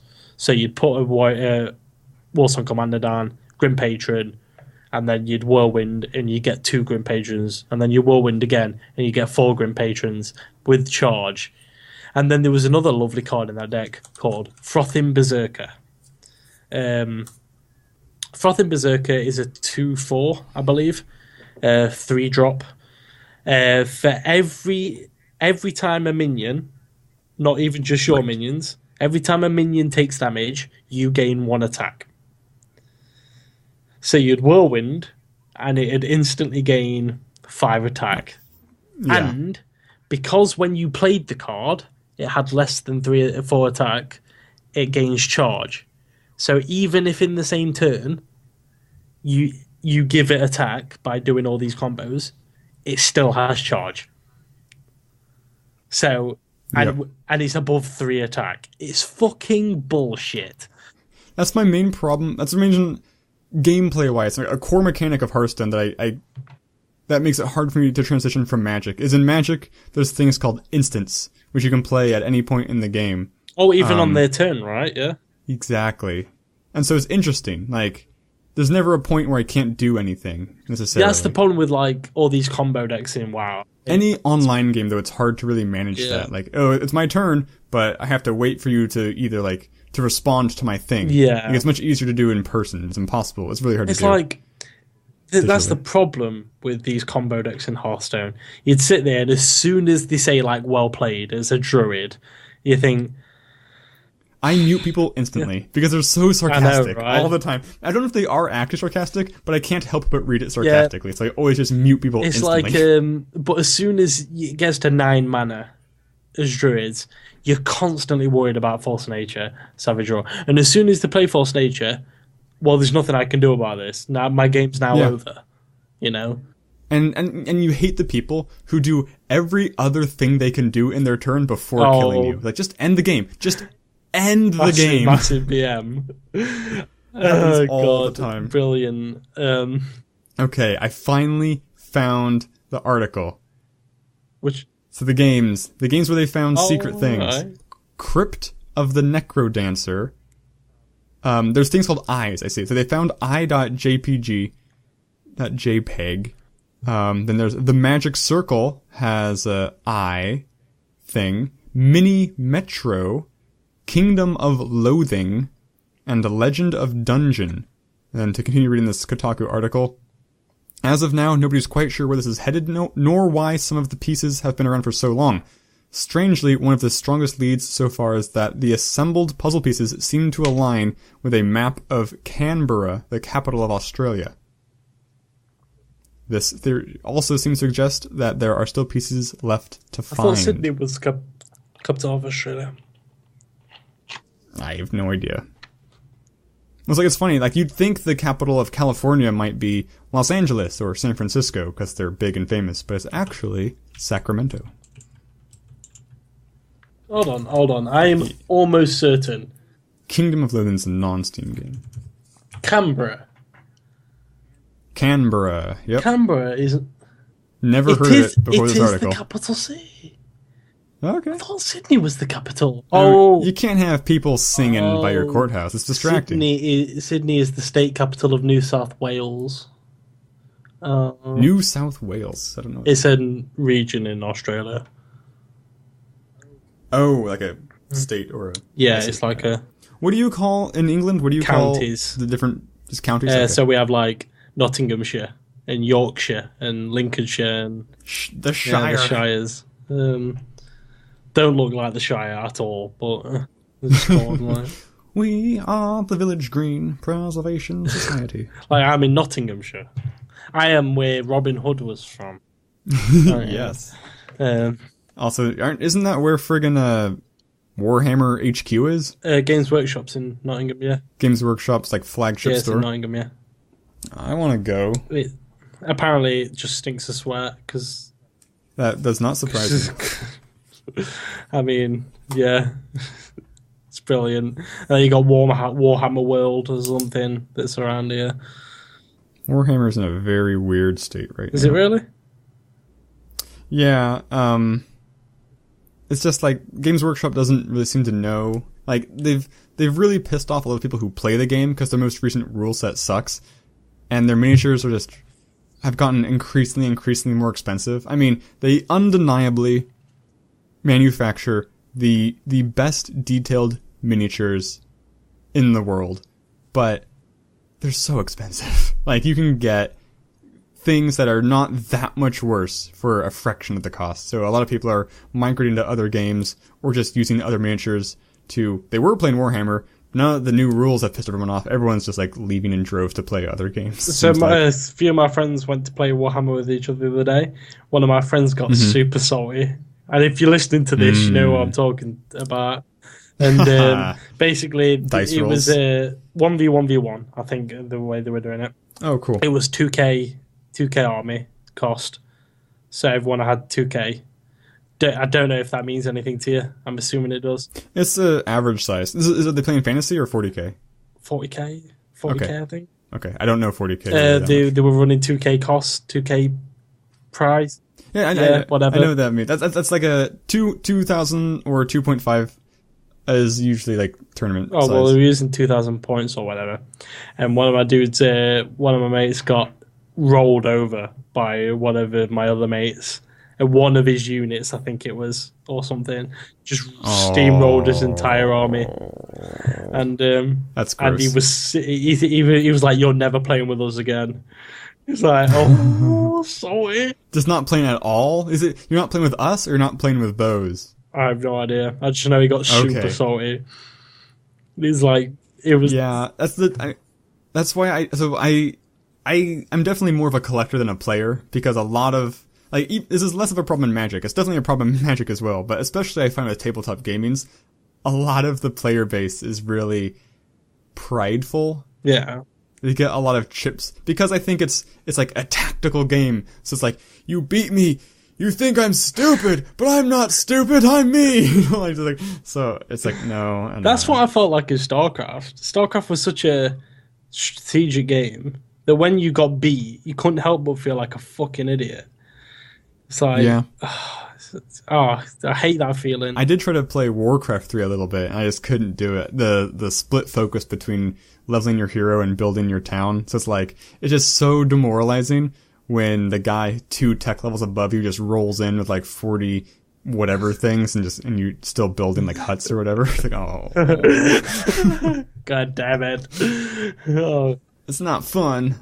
So I love RTSs. I absolutely do not like playing them competitively. I love that's why I like Civilizations, because Civilizations you can build in a non-military way. You can like a hybrid way. Like I like building up. I did science. I like treating my RTSs like SimCity with fighting. I did science in Civilizations.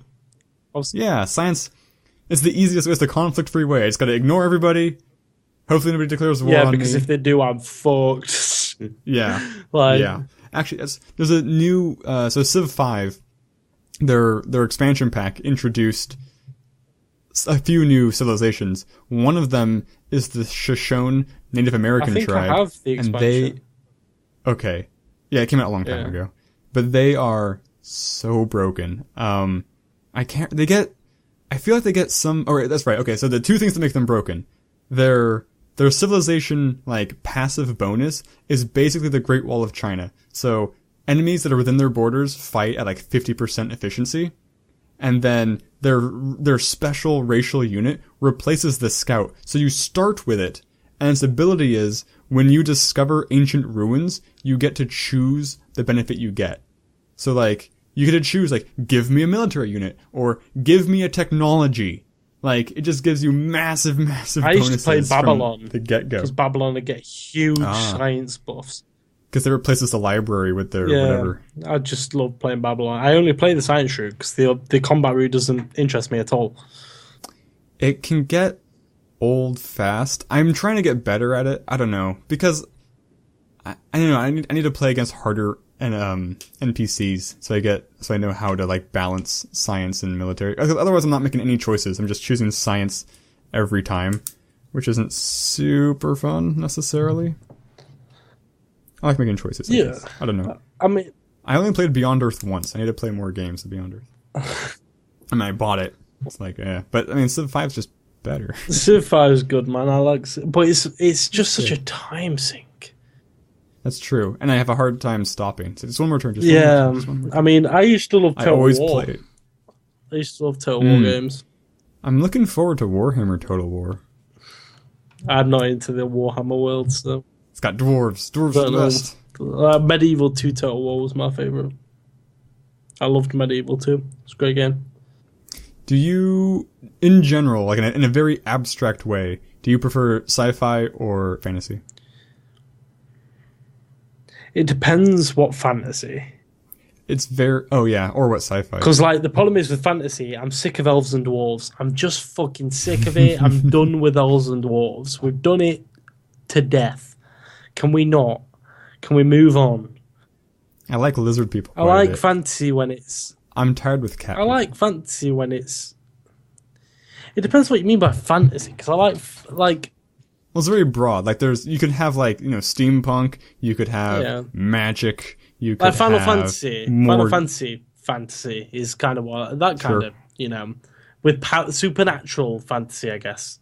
You know, that kind of stuff. With magic and all this stuff. Not gods. I'm a dwarf and I'm an elf. We speak funny languages. I'm done. I'm absolutely done. So you don't like Dragon Age?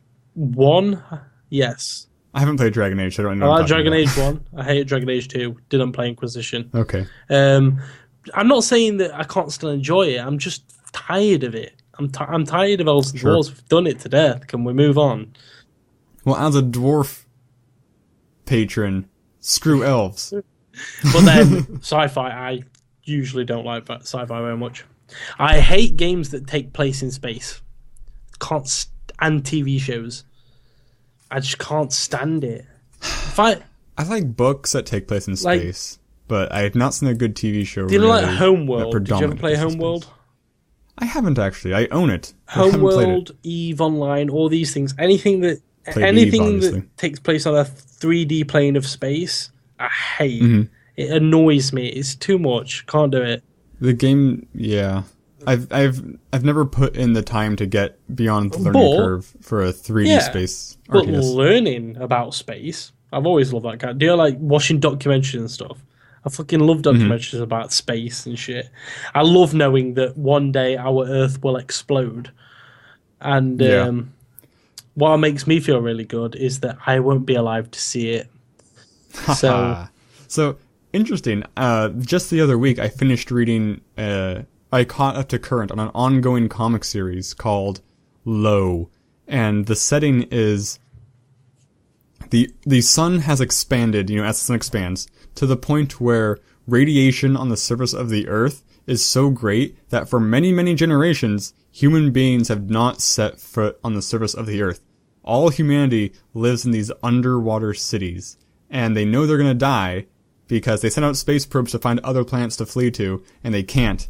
And, like, this city, like, their air filters are breaking down. It's like, we're gonna suffocate in 2 months, so take drugs and have orgies. And, the main character is the eternal optimist. She's like, I'm gonna go out there and I'm gonna find new other cities with working air filters. I'm gonna find a planet, a probe crashed. I'm gonna go find that crashed probe. So it's kind of about like the journey of this perpetual optimist in a complete planet of narcissism. Oh. Or nihilism. I love optimism. It's very well written. I love optimism. I love how optimistic some people can be, almost to an idiotic level. I don't like it. I don't appreciate it. I'm one of those people. I'm insanely optimistic. I think we talked about this, like when we first were talking, like back. Yeah, I remember learning about I am super optimistic. When it comes to myself, when it comes to other people, I'm super pessimistic. Like, I'll probably die if I go into there. You're probably going to die if you go into there. Yeah, that's probably going to happen. But when it's me, I'm like, no, I won't die. No. Like, that's why I haven't given up on streaming and shit yet, because I'm just, one of these days it'll work out. I've just can't help myself. Yeah. I mean, I would totally, if people call up to me, you're an idiot. Yeah. Yeah, I am. The roller coaster of emotions caused by optimism is too much to bear for me sometimes. I don't let it affect me so much. Never really have. I don't let it affect me by being pessimistic. Interesting. I see what you've done then. It's interesting. Or maybe apathetic's a better word. I don't know. It's hard to stay apathetic sometimes. It is, yeah. Very much so. And also, like, sometimes you need the optimism as a driving force. Yeah. Yeah, you do. You need some people to be optimistic. If there was no optimistic people, and nothing would get done, Yes, a world totally. Full of pessimists would be a very dark place to live in. But then again, a world full of optimists would be fucking too much. Yeah, chaos. Way too much to bear. That's people be dying everywhere. Like, I mean, what sucks this week is the distinct lack of news. I've been searching for the past few hours before the podcast, and there's been fucking nothing. I even stooped as low as to go on Kotaku. Haha, yeah, that's definitely not a place. I check it out, but very rarely are there good. NeoGAF's the place to go. I mean, So did you play Dark Souls? How much of Dark Souls have you played? None? Zero? Okay, that's curious. Because 3, I didn't know 3 was coming out quite so soon. I think it comes out in April. And I haven't decided yet whether or not my mate's just pre-ordered I want to get it. There's no pre-order bonus, so I definitely don't need to do it now. Yeah, I've never understood that. But like, I was on this forum the other day. Someone was talking about the Overwatch beta, and he was like, why if I pre-ordered Overwatch do I not get the beta? And someone else was like, they have no obligation to give you a beta if you pre-order it. people were complaining about that with Vermintide as well. I get that they have no obligation, but then what's even the point in pre-ordering if you don't get anything out of it? If you don't get anything, there's no reason. Yeah, there's no reason. If it's no discount, nothing, you're just giving your money away for a price. Yeah, I don't even know what you get from pre-ordering Overwatch, to be honest with you. I have no idea. Yeah. I mean, maybe you get to preload it so you can play it promptly on release. Yay! Save you a few minutes. Yes. Maybe a whole hour if your internet sucks. I really want Overwatch super bad. Yeah, I don't care. It looks good. Oh yeah, Michonne's getting a Telltale miniseries. That's interesting. I thought I brought this up last week. You did. Yes. You're right. So I just browsing my Steam banner right now as I saw Dark Souls 3. Yep. So the problem with Dark Souls is I will definitely I don't feel any need to play it immediately when it drops, especially not for $60. But I don't think I want to wait long enough for it to be on like a sale either. So, I mean, I'll just buy it whenever at the moment I feel the burning desire to play Dark Souls. I like that though. I didn't play Bloodborne. That was fine. Oh, PS4. I don't have a PlayStation. But that's the problem I have with Star Ocean. there's a new Star Ocean coming out, and I can't play it because it's on PS4, and it sucks because I love Star Ocean. And it's an RPG. Yeah, right? it's like Final Fantasy and all those kind of stuff. Okay. It's a JRPG, but it's my favorite JRPG. Like Star Ocean 3 or 2 on PS2 was amazing. Loved it. Oh right. Sorry. Yeah. Continue. Sorry. No, I remember that point. This is a very this is a topic changing. This isn't going to be as relevant a talking point since you haven't played Firewatch, but Shar was laughing because there have been some people complaining that Firewatch is an SJW game, and I don't know where that. The only thing I can think of why you would say that is because your boss is a female, but going purely off of character interactions, I can't see what anybody's talking about. I don't know. I don't understand. People like to jump to that though nowadays, though, don't they? There's a woman character who doesn't talk about a male, therefore it's an SJW game. She's a well-written character. Yeah, I mean, yeah. Somebody said I did see people saying she's the best female character of 2016. It's like, I guess that's technically true because yeah, but I mean, she's not bad. She didn't stand out to me either. And if Dreamfall Chapters is still going on, so I'd still classify that as a 2016 game, and she's a way better protagonist than this bitch. I ain't even play Firewatch, but I know for a fact that she's a better protagonist than this bitch out of Firewatch. And oh no, I shouldn't have said bitch. That's oppressive. That's oppressive wording. It's interesting. One of my friends is really bad for that. So we were like, casual sexism. He'll be, obviously in a joking manner. We're all good guys, but he'll joke in like a sexist manner and stuff, just like you do. The same with all kinds of stuff. If you have a black friend, you can kind of have a bit of jabs that way and stuff. And basically, whenever I do it, he'll just jump on me. He'll be like, are you being sexist? Coddi? Are you being sexist? Like, what you was just saying? He was like, no, mate, that's disgusting. You disgust me. I'm like, what? That's a very British thing, I think, because it's a lot of like Australian or British comedy I see is like if there's like a group of people like not minor characters, that usually seems to be like a running gag. Where the one guy who's really foul, but as soon as the main character tries to like buddy up with him, he's like, "That's so offensive." I don't know why, but it's just something that we like doing. And we love to make people look like fools. I think is the reason for it. That could be. I do like the sentiment, but not enough to balance out the initial sexism, racism, whatever it is. I mean, I thoroughly believe there is nothing that you shouldn't be able to joke about. Yeah. I think you've mentioned that but before. I'm a firm belief that you should be able to joke about anything within the right. Yes. I mean, that being said, most people aren't funny, so they probably shouldn't joke about anything, but not for another. But the only reason being because they're not funny, not because that. Especially when I'm with friends. I mean, people say, "Do you know, like, if I talk to a random person about, as like, not I hate the term racist because racist makes it sound malicious. And we'll call it ethnic banter. Okay." It's very. Is that PC? I don't know. It's trying. So let's say you talk to someone about some ethnic banter that you and your friend were having the other day. It's like, that's disgusting. You're being racist. I'm like, no, but it was just a small joke between me and my friend. It wasn't hurting anyone. It wasn't. Yeah, but that's disgusting. Same with sexism. Oh, that's sexist. Yeah, but I didn't say it to a woman or a man, so it doesn't matter. It's me and my friend having a joke. What's the fucking big deal? I just don't get it. I don't get this. The PC culture, I hate it. South Park just thoroughly encapsulates what I think about the PC culture. It's so...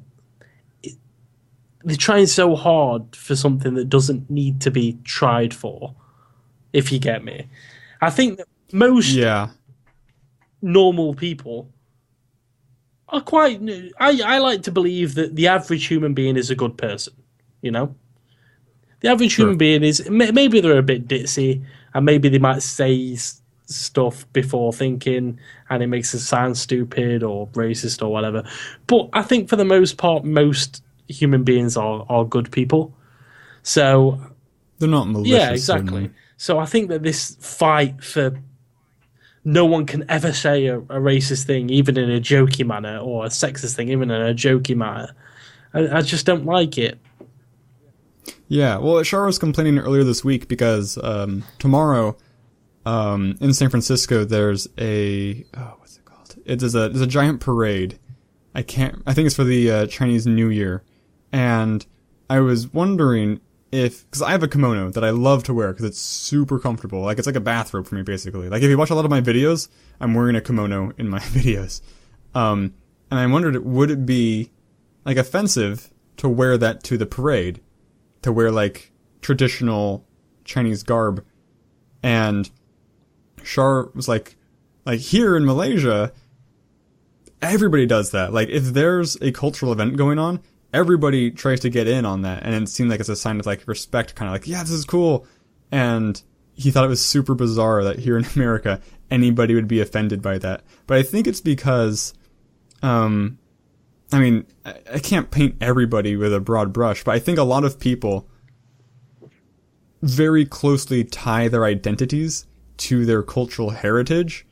And so they, for some reason, are very defensive when people try to impinge on their birthrights. Like, my great-great-grandfather suffered so that I could wear this clothes, so you haven't earned the right to wear this kilt or feathered headdress or whatever, you know? It's like, I think the problem is that with this culture where people are trying to protect everyone and create safe space and all this, the more you draw attention to the fact that people can be racist, the more it becomes more prominent, you know?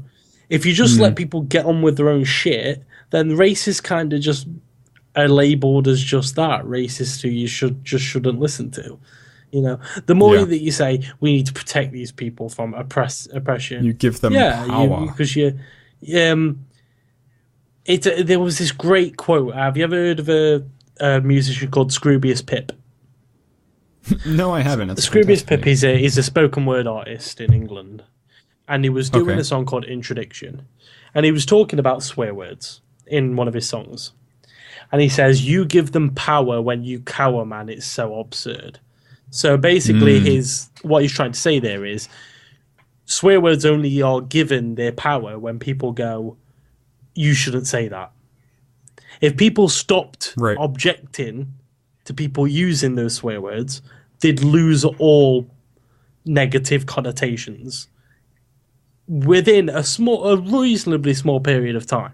We're not talking weeks, but in the grand scheme of things, like less than a generation, probably. Exactly. So it's the fact that people draw attention to the fact that, you shouldn't say fuck. That's a mean word. Right.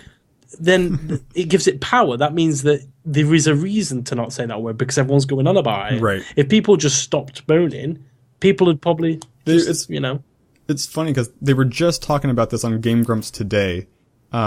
Because Aaron informed Danny that in the UK, Tinker is kind of it's fairly offensive, right? Is Tinker? It not? Like, because it's like a gypsy, I guess. I don't know. Maybe in certain parts of the UK, but no way I'm... Okay, so yeah, because I didn't think... He said it was... Calling someone a tinker in the UK was the equivalent of here in America calling someone the N-word, which I didn't think was true at all. I do know that, like, if someone is a tinker, quote unquote, it's generally not like, it has some maybe disparaging implications, but I don't think it's like a racial slur, maybe. If it's what is saying it is, it absolutely is. If they're Romanian? Gypsies are usually... Well, it depends, because there's different types of gypsies. Are there?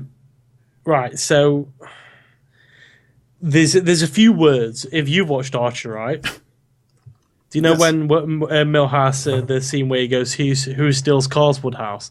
And he goes, Jippos. Jippo is a not okay word over here if you're talking about it in a serious setting. Any shortening like that. Jippo is a very offensive term for a gypsy. But there is a different offensive word for a group of gypsies that you really shouldn't use, and that's called a pikey. If you watch Snatch or I've heard Lockstock, that. I don't think I knew if you what it watched meant. Lockstock or Snatch or anything like any Guy Ritchie stuff, a pikey will come up. A pikey is an Irish gypsy, a traveller, an Irish traveller. Oh, okay. And they're called pikeys, and it's not okay to call them that because it's offensive. Sure. I think the reason... I see what you mean. Like, maybe it's not the same. The problem with the M word is it's so... There's a lot of history behind it. There's a lot of it. I think it's not because of the amount of history. I think it's because of how public that history is. There's still there's loads of history with the travelling gypsies in the UK. Sure.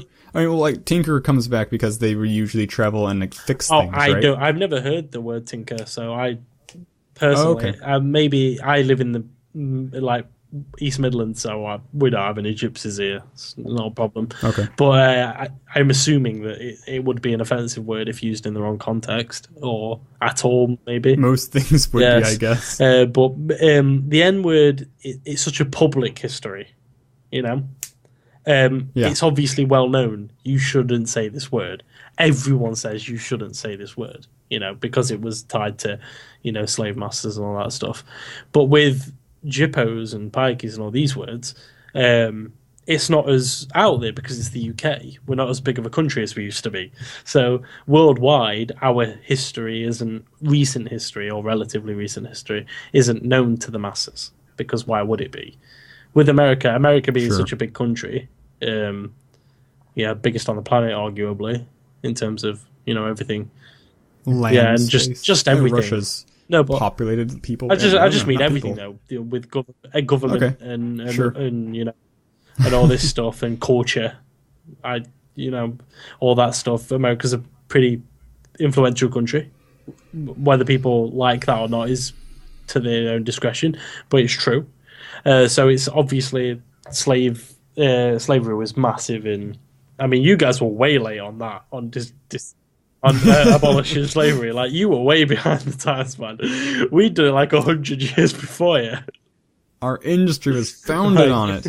Our entire country's money. Thanksgiving is a perfect example of because Thanksgiving is not, from what I understand, is nothing good happened at Thanksgiving.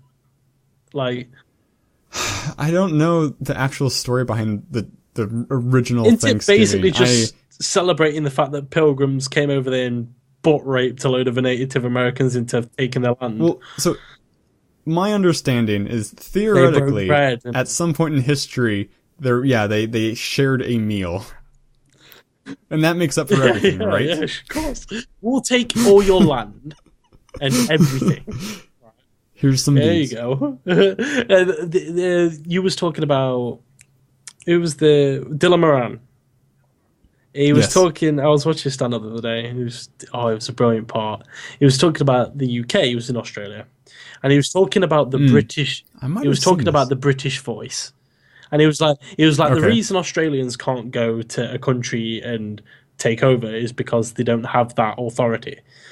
A British person would go to South Africa or, you know, these places, you know, obviously, 100 years ago, hundreds of years ago, sorry, when we had a big empire, English people would go over to these countries and go, you see this stick? You keep that. That's yours now. You know, and yet no problem. You keep that. You like the stick, you keep it. That's yours. I'll just take everything you own, and everything that you will now make will be mine, and that's how it'll work. And that's basically how the British Empire came to be.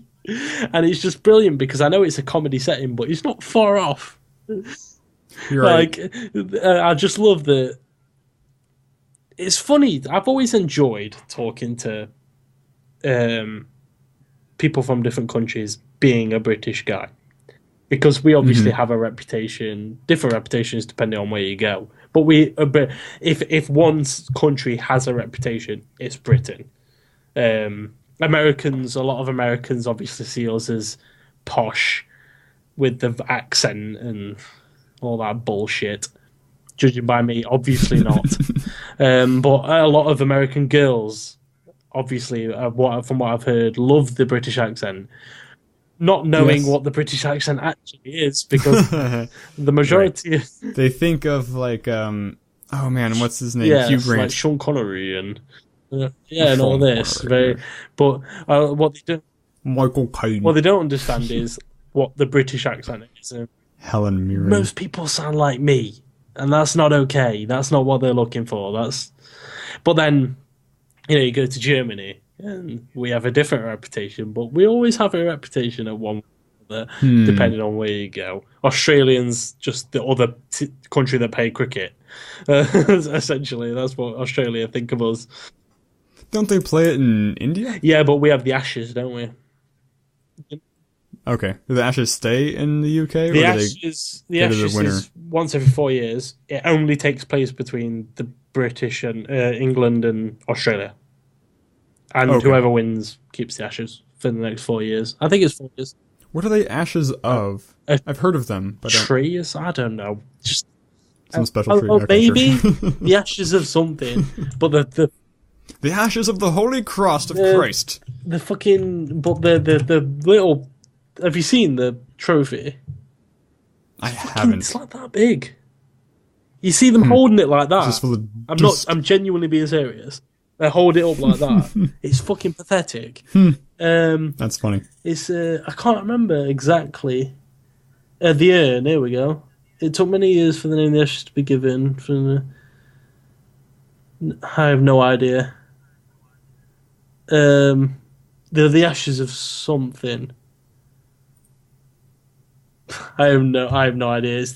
It's the ashes of something, apparently. But do you know the one they win for the ashes? It's not the actual ashes thing. They just get a replica. They never actually get to take the real one home. That sits in England somewhere. In like a... It's symbolic. Yeah, oh, that's right. It's supposed to contain the ashes of a burnt cricket ball. The first cricket ball. Yeah, it's a burnt cricket ball. That's what the ashes are. But it's just interesting. I've always loved talking to people from different countries.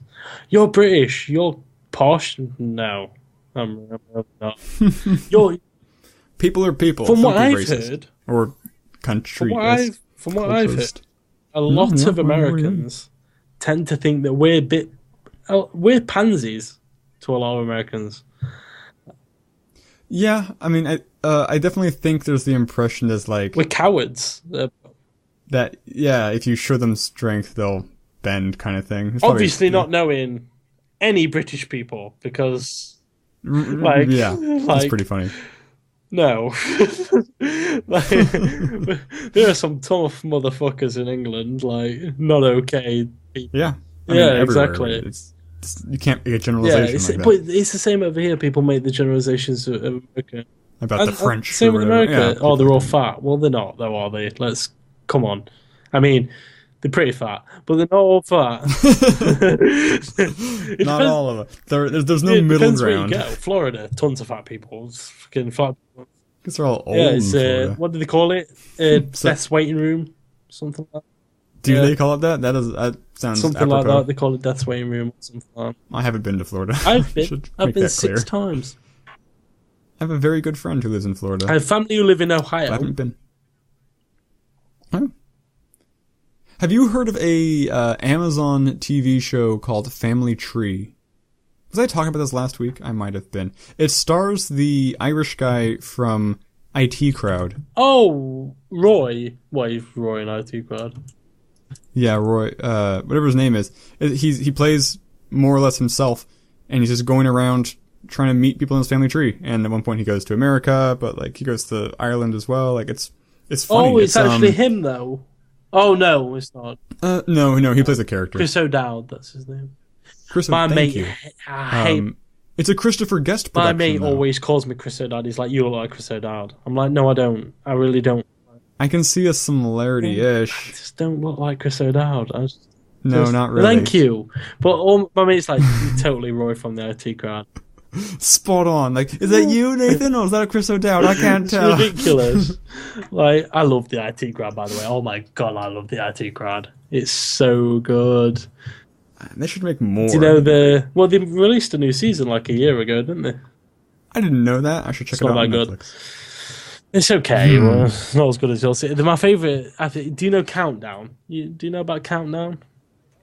I only know it because Jimmy Carr's show does Countdown. There we go. Yeah, 8 out of 10 cats. 8 out of 10 cats does Countdown. Well, Countdown. I've seen that. For any Americans or whatever Countdown who wonder what that isn't the real show. Countdown was an actual show.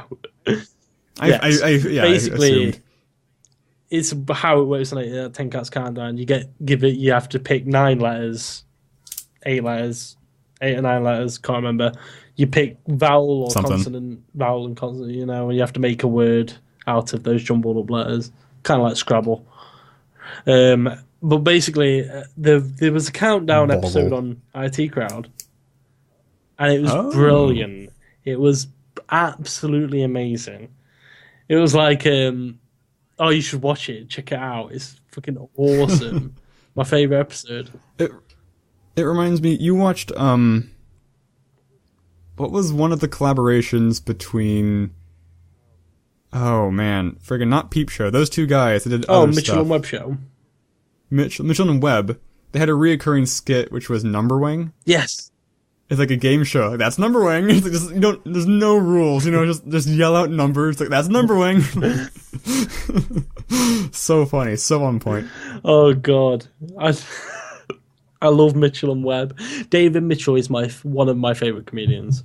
He's brilliant. Yes. Have you ever?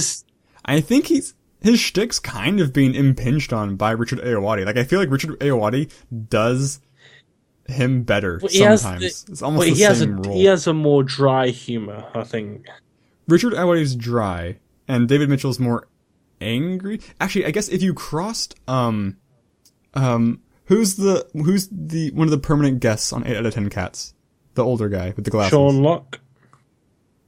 If you cross Sean Locke and Richard Ayoade, you get David Mitchell. Have you ever watched David Mitchell on any panel shows like QI and? I watched him on QI. That's why I first saw him. Have you ever seen him do like one of his big rants? Oh, it's incredible. Yeah. It's just brilliant. I tried watching the Lie to Me one, but it wasn't. I loved it. No, have you ever watched the compilation of his stuff on Would You Lie to Me?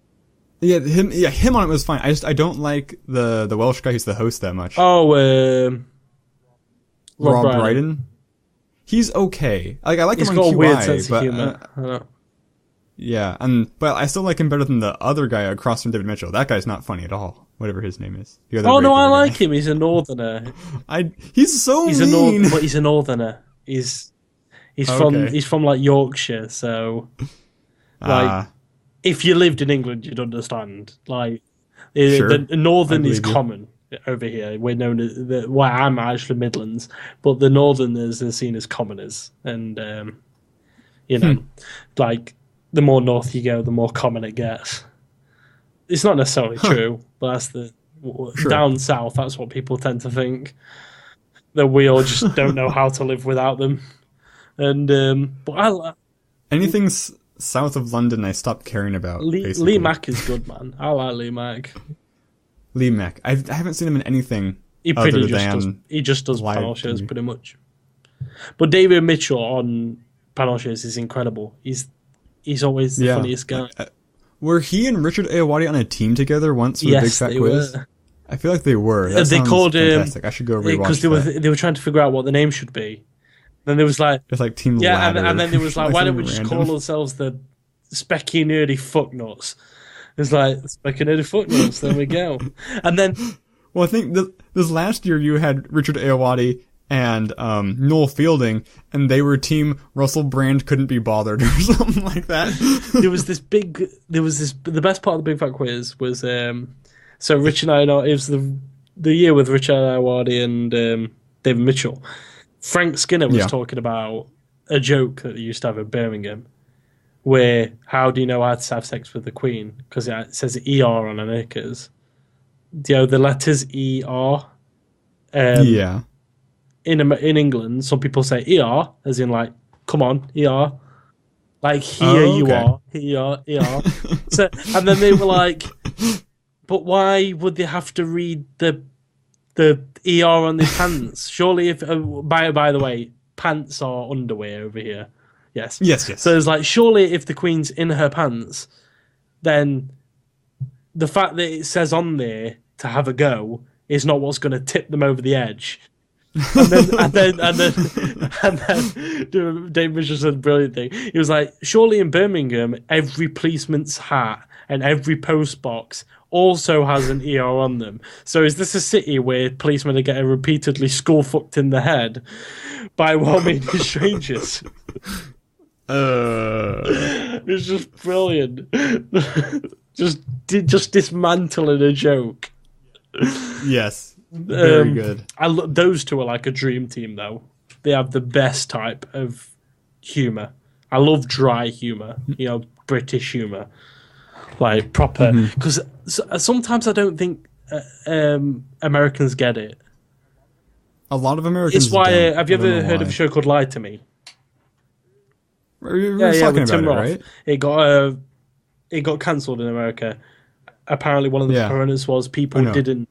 I was calling the other show Lie to Me. Apparently, one of the reasons for its cancellation is people did not gravitate to Tim Roth in America. It's because they don't get that he's a proper Brit. They're used to when Americans see British people on TV, they're used to seeing the Sean Connerys or the Michael Caine. I haven't seen much of Lie to Me, but the impression I got was that, I don't know, so the reason why the American office did so well here and the British office didn't really is I actually, even though I like British comedy, I like friggin' the guy in the office, Gervais. what's his name? Help me out. Ricky Gervais. I like him.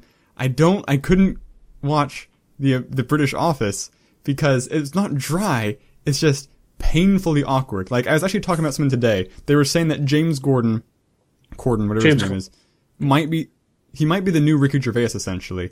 But he's a little different, because I feel like they both had the same kind of self-deprecating humor. On the Late Late Show, right? He's on the Late Late Show now, yeah. But, like, James, you're, like, on his side. You're empathetic when relating to him. While Ricky Gervais, it's still funny, but you're, like, cringing on the inside, because you're just like, oh, that's what it was meant to be, though. Have you ever watched any of his other stuff? Yeah. I loved Extras. I was going to say, Extras. It's a very similar character, but the guest stars carried it for me. I didn't watch his new thing where he like works in an old person's home. I didn't like that. I didn't give it a go. I didn't really like the one that he produced where they send that guy around the world. What's his name? Carl Pilkington. Carl Pilkington, yeah. Whatever that show was. Again, same kind of thing. Like, I just felt so awkward. There's a backstory to that, though.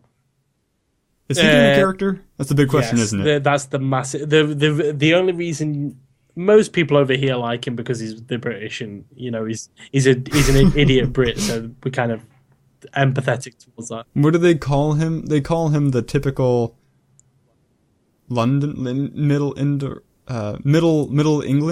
East Midlander. Because I'm from the Midlands, okay. So it's kind of same geography. But there's backstory to this because they used to be on a podcast called the Ricky Gervais podcast. That's where Carl Pilkington became so... With Stephen Merchant. That's where Carl Pilkington became so famous. Because of his he used to be a producer. He was never meant to be on the show. Yeah, right. But one day, Ricky was sat there and thinking... We should have him on the show sometime. And that's why I wasn't sure if it was a character. No one really knows. But people tend appeal. to think that it's a character. I think it can't 100% not be a character. No one's that stupid. It's just... Yeah, that's incredible. Some people probably are that stupid. But it's hard to believe that he is that stupid. And that's successful, yeah. Like, but... if you've ever anyone who wants to listen to it, if you're a podcast fan, go and listen to the old. You can go on YouTube, go and watch. They did an animated version of the podcast. This is a good theme song to that. Brilliant podcast. They're hilarious. And basically, what it just turned into is them asking Carl questions about life and stuff. And his theories about, like, wouldn't it be so much better if people, like, stapled their sandwiches together so they didn't fall apart? Like, some dumb stupid thing like that. And but that's the backstory behind that. But yeah, I think the reason that apparently the reason Lie to Me didn't do so well is because they didn't get the character. They didn't get Tim Roth. But well, I think Elementary was pretty successful over here. And people love Benedict Cumberbatch. Because Benedict Cumberbatch isn't your northern ruffer. Oh, you're right. Tim Roth is the rough. Okay, so wait, who is the guy from Elementary? He also he's in like a show with Benedict Cumberbatch right now, like a stage performance. Johnny Lee Miller. I don't know if he's. Oh yeah, he's from Melinda and stuff, and he's on Sherlock Holmes. And, Elementary. No, because David Tennant's also popular, but he's definitely you see not all of these British people that like David Tennant and Benedict Cumberbatch and all these ones that do well in America. It's because that they're the Brit that Americans think of. Stephen Fry. They're the Brit that Americans think of. You know, with that voice and that demeanor. But Tim Roth wasn't like that. Ian McKellen, Patrick Stewart. Tim Roth wasn't like that. Tim Roth in Lie to Me, he was the northern ruffer. He was. You know, he swore a lot. He was very in your face. He was aggressive. That's how Northerners are over here, or at least a lot of them. So I just don't think it quite sat well. Oh, that was Tim Roth. Reservoir Dogs. There's an actor who's in a lot of Quentin Tarantino movies. Reservoir Dogs. Yeah, I'm like, I always confuse that guy with Tim Roth. Yeah. It is Tim Roth. Wait, I didn't know he was English. I thought that guy was like from somewhere else English. In Europe. He's definitely English. Yeah, Lambeth, England is his birthplace. Yeah, he's definitely English. You could tell by his voice. His first line on IMDb says, often mistaken for an American because of his skill at Canadian accents. He did do a good French I think he has the same thing. Yeah, Hugh Laurie. So, I don't if anyone... I heard when he was auditioning for House, like, that's what an American accent should sound like. No, they didn't actually know he was English. So right, exactly. He went in, for anyone who doesn't know and who's watched House, Hugh Laurie went into audition for House, and he didn't even speak his usual voice. And he didn't speak his usual voice on set for months. And then one day the producer heard him speaking in his normal voice and completely didn't know it was English. He had no idea. He does have one of the most impressive American accents, though, for a British guy. It's pretty good. It's not as exaggerated as you see. Although, actually, like, friggin' half the cast of The Walking Dead is English. Yes, they are, And Tim Roth, sorry, not a Northerner, he's the rough Londoner. He's the rough, like, East End London. Okay. Dulwich is like East End, I believe. Oh, no, South London. Actually, do you remember a documentary, I believe it might still be ongoing, I can't remember that you call the whole thing. It's like 7 years and up, or 7. Basically, they took these 7-year-old kids and they interviewed them, and then every 7 years they release a new documentary where they interview them, and the kids are like, I don't know, they're like 56 now, I think. Well, so they interview them 7 years on every time. Every 7 years. About every what? Single 7 years they interview them again when they agree, just like where they are in life. Just to see what kind of people they've become, to see how the current them compares to the 7-year-old we saw back in the day.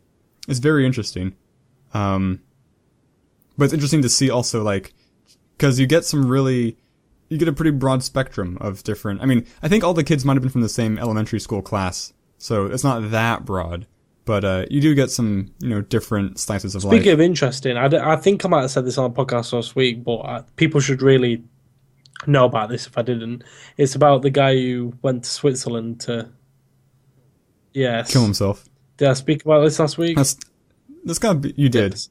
And he broadcasted it and got like a 1.5 million. Yes, yeah, he got 1.5 million on BBC. I just wanted to make sure that's out there because that's a real interesting thing for me. I wouldn't watch it myself. I can't do that. It's too sad. I'm a right. Yeah, I'm a don't total bitch when it comes to stuff like that. I'll cry like a baby. I don't give a single fuck. Yes. But I'm trying to remember what movie I've seen that did a similar thing. But I'm glad that it exists. I don't know. Yes. Raise awareness and whatnot. I personally won't watch it, but I'm glad that it exists. I'm glad that it's out there in the open, that people can watch it. I think that's really cool. But I cry at like fucking everything, man. I'm right bitch when it comes to movies. I don't give a single fuck. like romantic comedies and shit.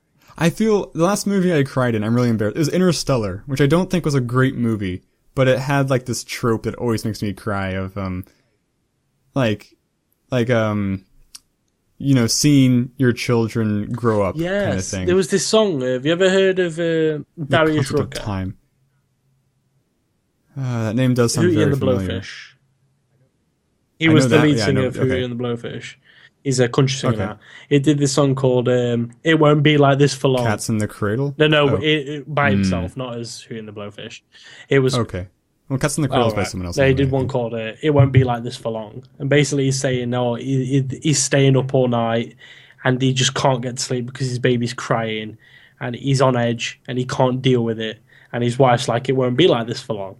And then eventually it gets to, he lays in his bed with his daughter and he starts crying because he knows it won't be like this for long. And it's just that's like beautiful transition. I really like that. That's a really cool thing. Yeah, that's good. I love that. Do you know in movies when you see them grow up though? It's like Up. I don't know. Have you ever watched Up? Sometimes. That first 5 minutes is some of the best things. Yes. Some of the So it's not gonna hit you as hard, but Firewatch is a similar does it really? Story. Oh, interesting. I mean, Up was phenomenal. That first 5 to 10 minutes was insanely good. It was brilliant. One of the best love stories I've ever seen in 5. Better love story than Twilight. Yeah. That's an old meme, that is. It's by now. You know what I want to change it to? Better love story than Frozen. Don't come at me, bro. Don't. Yeah. No. Don't even think about it. Screw Frozen. Oh man, Frozen did not care for it. Well, you're just incorrect then, really, aren't you? You're just wrong. Frozen was amazing. It was funny. All the parts I thought would be bad were good, and vice versa. Like the snowman was great, but the other characters were terrible. The music was so good. The music was fine. It was good. Yeah, it's fine. Josh Gad is because the snowman was voiced by Josh Gad. Josh Gad is he's amazing. He was in the Book of Mormon as well. I know. Yeah, but he's not in it anymore. They've got a new Broadway cast. Oh, he was only part of the original cast. I probably won't see That's it not on even. Broadway anyway. I'll probably see some other If I need production. to go and see it, I don't even get to see it on Broadway. I go down to West End. Wait, I don't think I'll see it on Broadway either. Actually, I'm probably closer to Broadway than you are. I don't know how big the ocean is. The ocean's bigger than the United States, right? Closer to the Broadway than I am, considering you're in the same country as where Broadway is. Well, I mean, I bet there's some parts in Iceland that are closer to the East Coast, like to Maryland or something than I am. Maybe. Definitely but Canada's I'd closer, have to go to honestly. West End, and Okay, well, we can keep talking, but I'm actually going to wrap the podcast up here because we have been talking about a great deal of things that I don't know how germane they are to our audience. Hopefully they stuck with us. We appreciate it. Hopefully you were entertained at least. Next week, I believe the full cast will return. I nearly forgot we were doing a podcast. To keep us on track a little better. This is why we really need to start doing more Play with Ultra so we can get talk like this out of our systems. This is brilliant. I legitimately almost forgot we were doing a podcast. I was just having fun talking about shit. I hope that's what people me too. like, this is though. great. I hope that's what people like. I hope people like it as well. I mean, it's 2 hours long. I don't know. I mean, I had fun. If you don't, hopefully that translates. Haha. Yeah, this isn't for you. No, I don't know. Yeah, give us feedback, positive or negative. We take feedback if you phrase it intelligently. Not negative if you can help it. You know, I've got a soft. We just said we break down at the drop of a pin. Like we cry. We're very fragile. He's British. I'm joking. Callback. It's a callback. I wouldn't have said that if we hadn't. Yeah. So.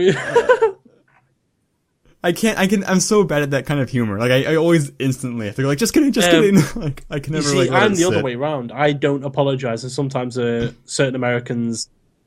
People don't realize you're joking. They're like, that's offensive. Yeah, totally. And I'm like, well, I don't care.